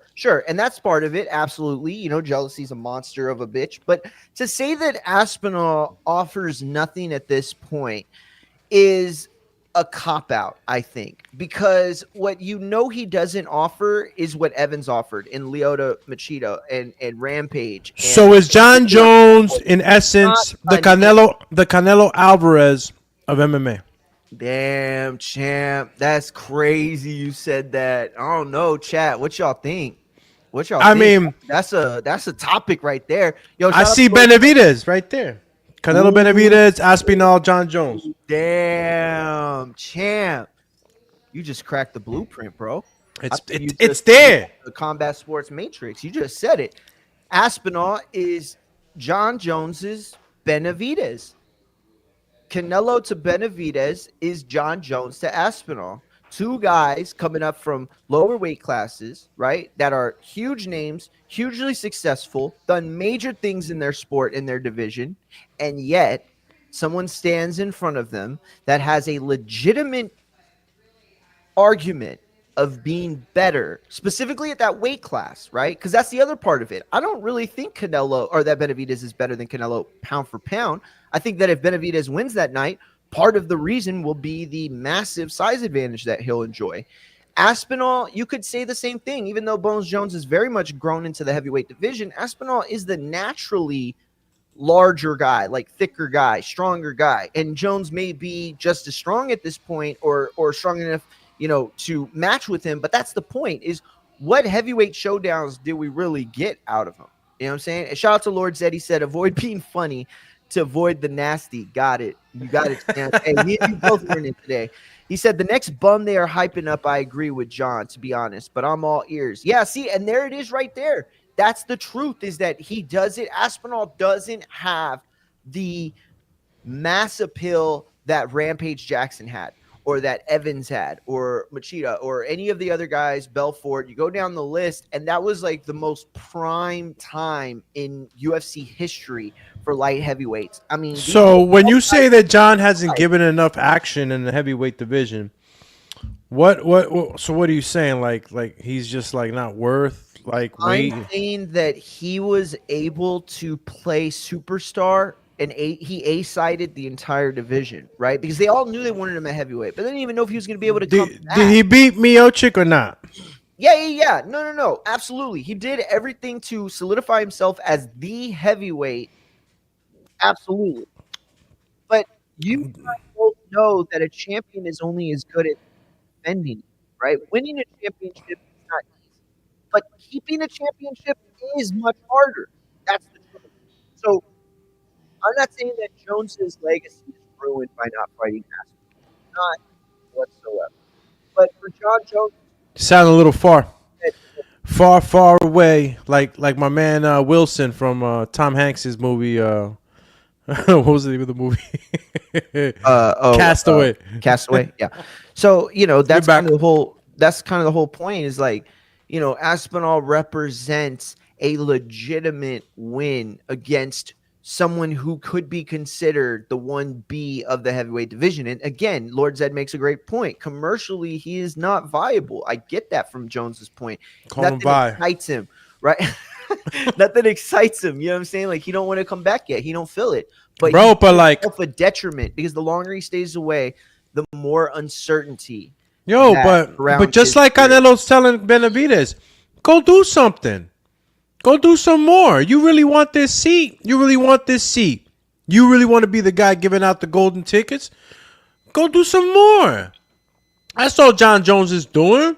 John Jones knows that he's marinating this fight. If y'all think for half a second that John Jones is like scared, I hope you guys are not one of those guys. It's not that, man. This is chess, not checkers. And Aspinall, he's getting frustrated. He doesn't know what to do with himself right now. And if he was smart, he'd stick with his composure and realize that at any given second, you're going to get the call. Are you going to be disciplined? Are you going to be, in that zone when that call comes in. Well said. Well said. Absolutely. That is what separates the best from the best, right? Because when you watch these sports long enough, you can tell instantly, or not, maybe not instantly, but after a minute or so of fighting, you can see the level separations, right?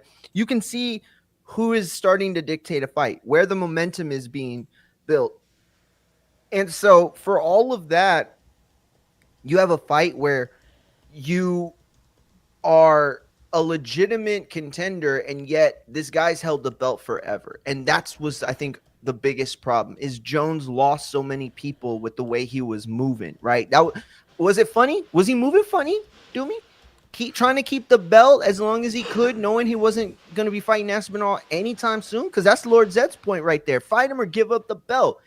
That was everybody's issue. Wasn't even that, oh, we want to see this fight so bad. It's this fucking amazing Anderson Silva GSP super Keep fight. fighting. Keep fighting. You got an interim title. Keep fighting for your interim. You want this big payday. You want this payday? You want it. Keep fighting. You got a belt. You want the real one? Keep fighting. Keep active.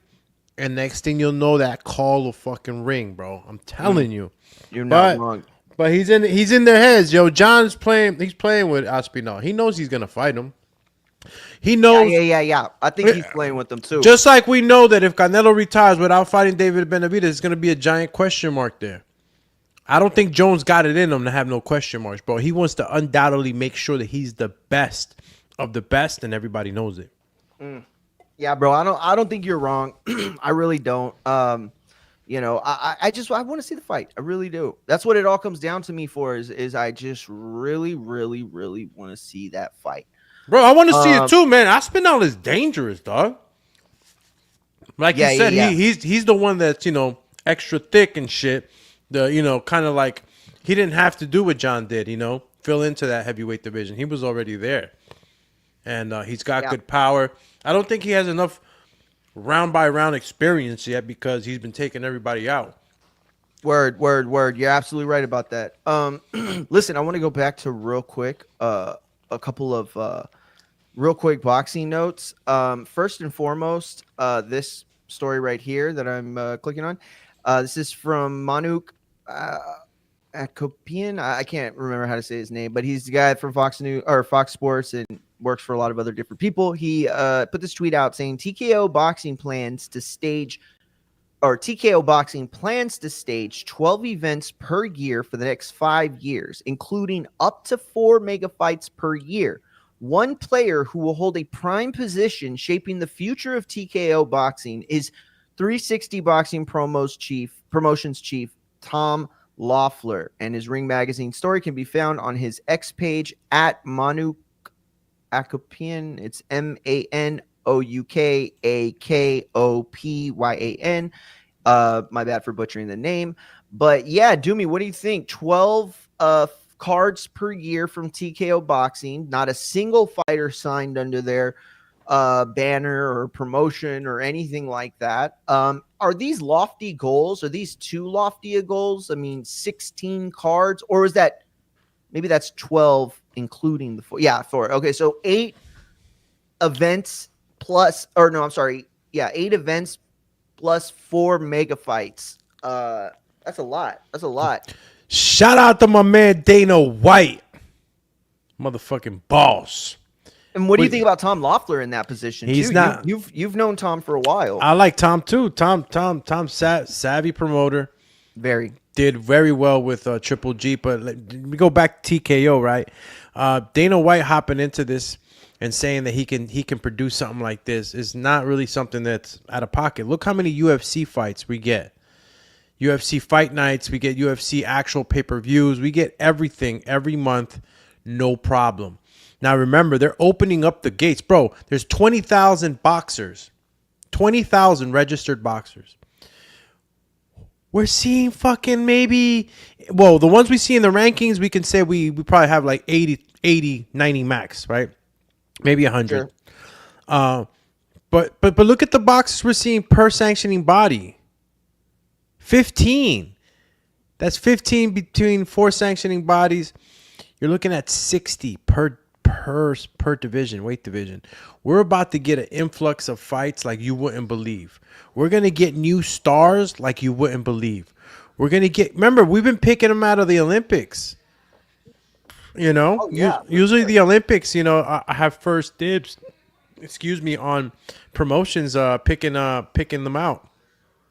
Now we're gonna have yeah. guys that are gonna be, unknown guys that you probably wouldn't have fucking even known about. Now At all. they're gonna be out there, able to showcase their skills without much of that red tape or positioning that requires management and all these other relations and stuff. Like TKO is gonna open shit up, bro. I'm glad this shit's happening.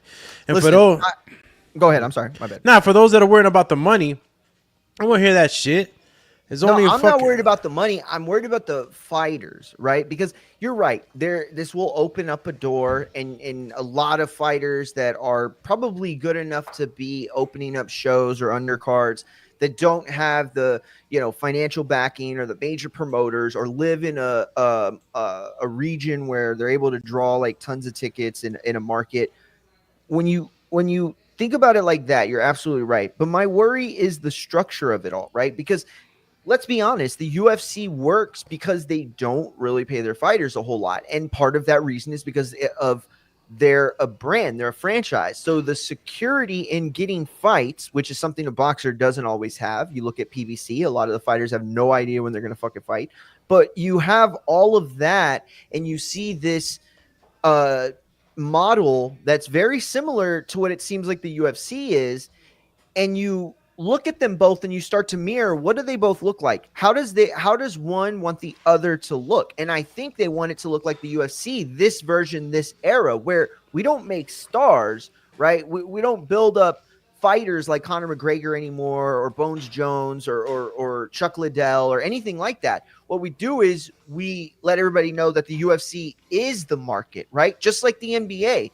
But the NBA does create stars. So it's a problem, I think, in the UFC that will eventually be a bigger issue than it is now. You got guys like Sugar Sean who move a lot of units and move merch, and they're a big draw, but they don't win. They're not elite fighters. The elite fighters in the UFC right now, as of late, because welterweight division, in UFC history, has been just as successful as boxing, at least in the scale of the UFC, right? Guys like GSP, Condit, there's Diaz, the list goes on and on of top welterweights that have always drawn. Who's the welterweight champion today, Doomy? And I don't know how to pronounce his name. And that's a problem. When you have Temporia? Yeah, listen, no. See, and that's the other thing. You had Bella in his fight the other week, and nobody even knew he was fighting. And it was a great fight. Everybody thought it was going to be boring. They fucking put on a great show. And now you got Topuria fighting in a week, or this weekend, right? Yeah. No, next weekend, the 28th, I think. Well, okay. So, there's a lot of guys right now with belts that are not the household names that they used to be in the UFC.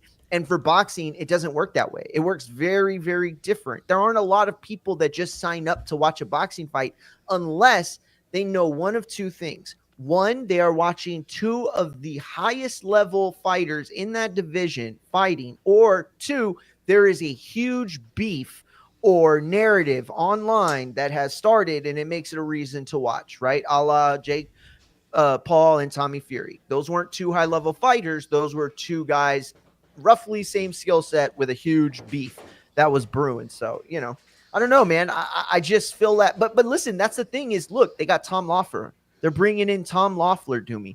Abe said that he didn't think Dana would be able to handle the Canelo stuff. Even though it was basically presented to him on a silver platter, he would run into logistical boxing issues. See, there are aspects about MMA that are different from promoting boxing. We all know that, right, in this community. But for everybody else, they think it's basically the same thing. It's not.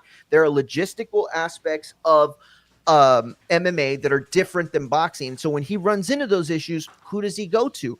Here we go. Now we have Tom Loeffler, who is being reported as one of the boxing minds that will help probably guide Dana White and help to shape TKO boxing. But this is a big story, 4 mega fights per year. That means that guy's going to have to be going out of the stable. You know what I'm saying? He's going to have to be calling up PBCs. He's going to have to be calling up Golden Boy, getting the best fights that he can, because there's not enough in-house super fights, unless we're going to change what super fights mean. But Dana White has got Dana White has got a couple of friends in boxing. I mean, he's got Tom Lawford right now coming in on but that's it. I mean, he's cool. He's cool. He's cool with Lou DiBella too. Yeah, but where does Lou DiBella in the sport? I love Lou DiBella, but let's be honest. Lou he's DiBella not just really in boxing anymore. It doesn't matter, but Lou DiBella is going to give his 2 cents. Trust me. For free? I don't think for free. If he wants, listen. I'm pretty sure Lou would give advice just off of GP because Lou has his own visions for where boxing needs to be, and he's expressed it already that I agree, he's but glad I don't think these guys have any stake in the sport if they're out. I don't think they just want to see. Or here's the thing. I think they want boxing to be in its best position, but I don't think they really care to lift a finger if they're not. Like, why put in all the work to reap none of the benefits? And so Tom Loeffler's a great choice. He's worked with basically everybody in the game. He has relationships that extend beyond the United States, internationally, just a lot of different things that he checks the box off of. So it's a team thing that I think could work if they can work as a team. And that means if Dana can take the recommendations, he can take the, advice and rely on the experience, because just coming into this and saying, well, I've been a promoter for X amount of years, so blah, blah, blah. Like, bro, Dana White mostly took a back seat for that Mayweather Conor McGregor shit. Don't get me wrong, he was definitely a lead promoter in it, but he didn't do the heavy lifting in that promotion, not whatsoever. That was a mutual effort. You know what I'm saying? I mean, he got his feet wet, right? He's always been a fan of boxing. He's always expressed it, and even though this thing was kind of given to him in a wrapped up in a bow, the Terrence Crawford and Canelo Alvarez fight, he's gonna kill it, man. Yeah, he's in this TKO thing, 12 events, all that. I believe all of that. They've done it already. I do too. And even though there will be some logistical differences, guaranteed is going to be. It's 2 different sports. Yeah, there's going to be differences, but the overall model that he's presenting, it's going to be implemented. And I'm telling you, bro, we're watching Team Combat League. We're watching Misfit Box. We can't get enough of it. Exactly. And it's only growing the attraction. I'm pretty sure, bro. Pretty sure that with TKO boxing coming along, us tuning into some new fights, I don't know exactly if the performance bonuses are going to be part of the integrated model from the UFC, but that's going to just boost up the action in the fights. Like, fighters are looking to put on great shows in the UFC, and that's why UFC fighters can lose and still be great superstars and get money and catch that following, because at the end of the day, that crowd, that audience for UFC, they just want to see good fights. They want to see guys. You're absolutely right. They want to see guys go out on their shield, really trying to win a fight. And sorry to say, but the comparisons we got for boxing is, as of late, Skull Canelo, Devin Ramirez. It's just, you're absolutely right. We can avoid that shit with this prima donna shit. We're getting better fights, many at times for years, and always probably not always, but we get good fights. It's and undercards, up and down, right? It's like what's it called? Cyclical, right? Yeah, we get 2023, one of the best years ever. 2024, kind of a dud. Like Mickey Ward, and what's my man's name, man? Gotti. And Gotti. Those 2 guys weren't legendary, super skillful fighters, but they gave us 4 fights or a trilogy, 3, yeah, of like awesome fights. You know what I mean? Different era. Everybody, I don't think you can make stars out of fighters like Gotti Ward. Not like they did. Not like Gotti Ward were stars. I don't know if you can do that anymore. You remember Rios and Alvarado. Look at those 2 guys. They did some decent business for sure, but none of them reached the heights of Gotti and Ward. Yeah, but they were limited by their skills too. That's true. Very true. The dance partner, and Gotti was like terribly in between weights. He was never a welterweight, but he outgrew lightweight and junior welterweight. You know what I mean? He was one of those weird like 143 guys. Like I think Gotti would have had another world title if there was a 142 or 143 division. That probably would have maybe been so. But Doomy, I want to ask you a final topic for the night. We got a picture here from Turkey's IG. This is on his X though, but you got a photo. Yeah, I did see this. Got a photo of breaking bread. Canelo and Terrence Crawford breaking bread, as you put it. Big old spread out, looks delicious. And I see they got the fig jam on the table. Yeah. You're right. But a lot of people are not happy about this. This is the third post that's kind of the similar, where they've been at this same dinner table, either discussing business or just taking photo ops. But this is the third photo op that's shown that they're having dinner with each other and basically being cordial.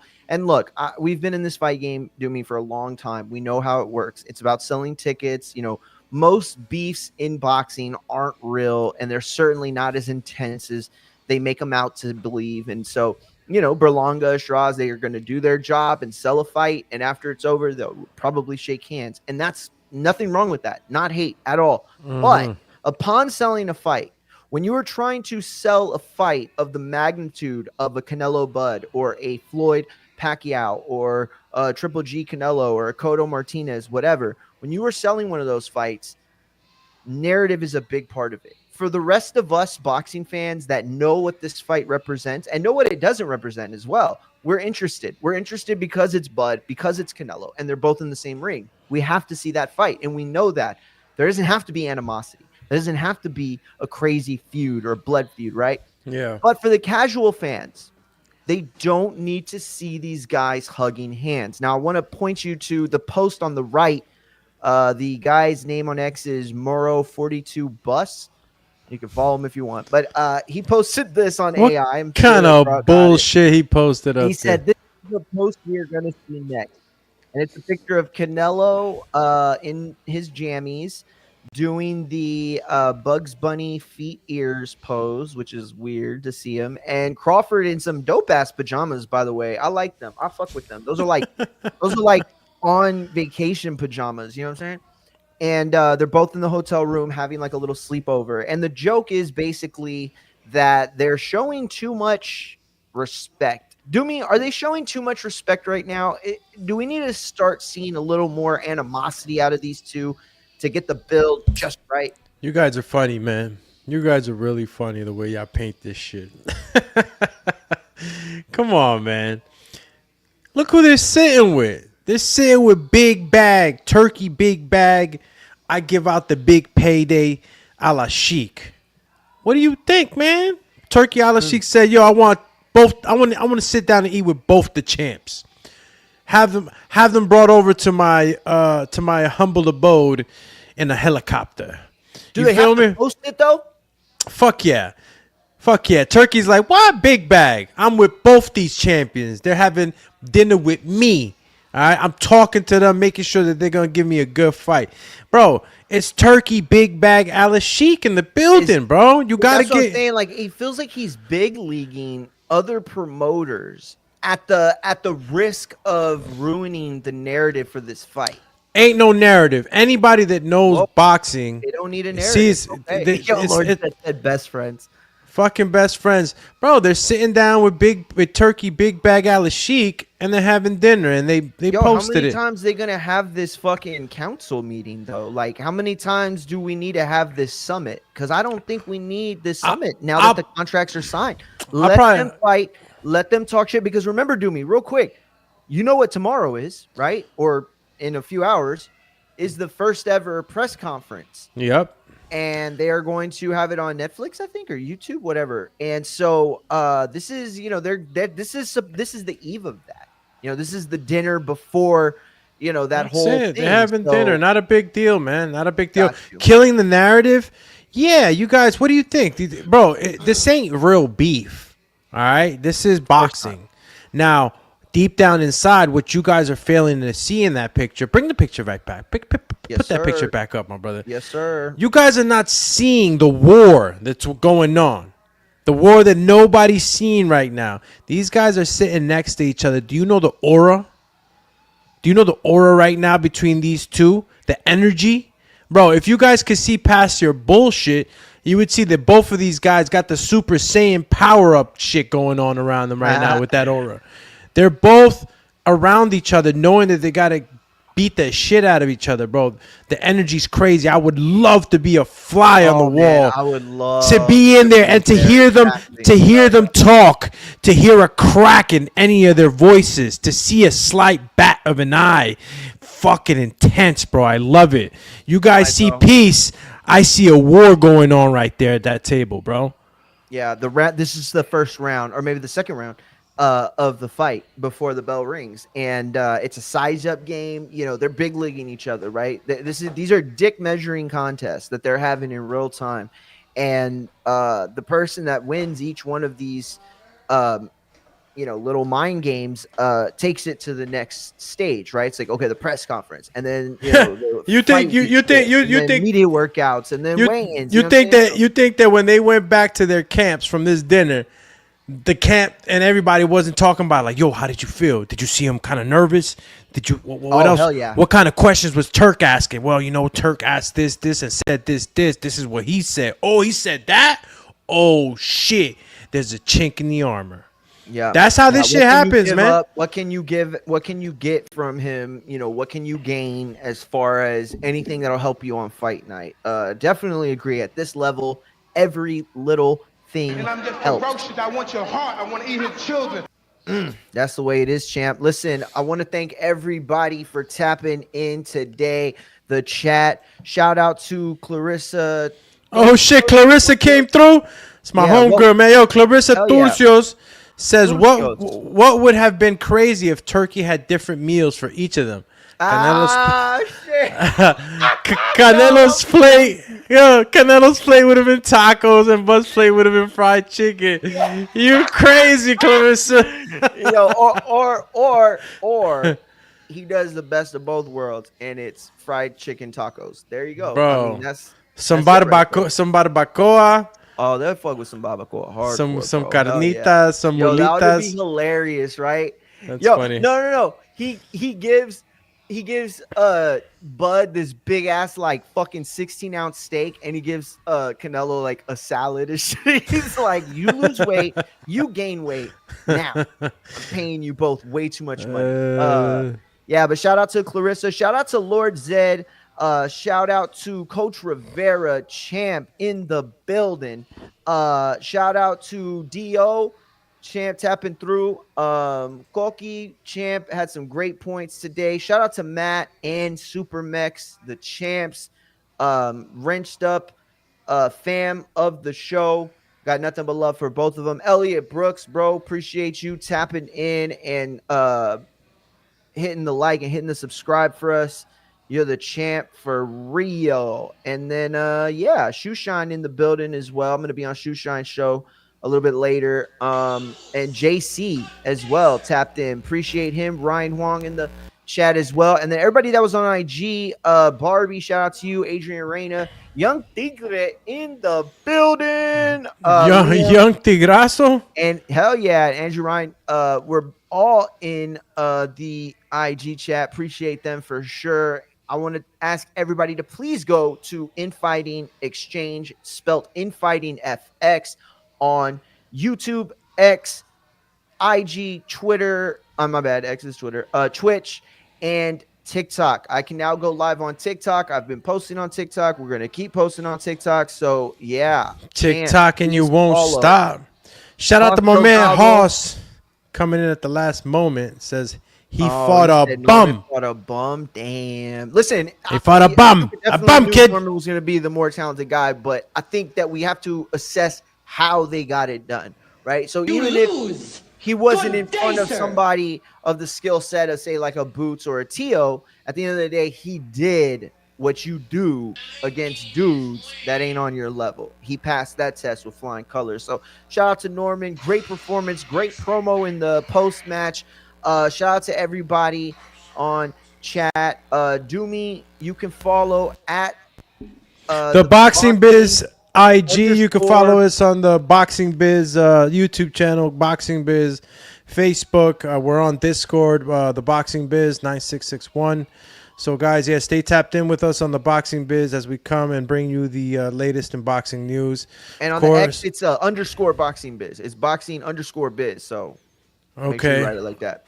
Thank you for that, my brother. And yeah, man, just tap in with us. We'll keep doing these collabs and overlapping into other sports. Infighting FX, that's the way they do it. I'm happy to join them, and I am always happy to have him here on the Boxing Biz. So Mario, thank you very much for having me.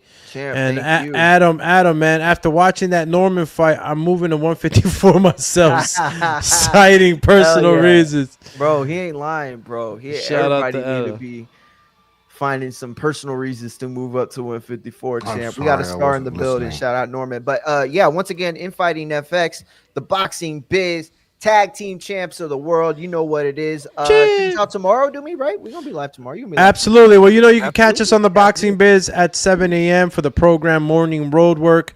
You can start out your day with us on the Boxing Biz YouTube channel, X, Facebook, and all the social media platforms across the screen. We're gonna actually be streaming on more than just 3 platforms now. I'm gonna go ahead and stream to a lot more. So tap in. I'm tapping in on the IG.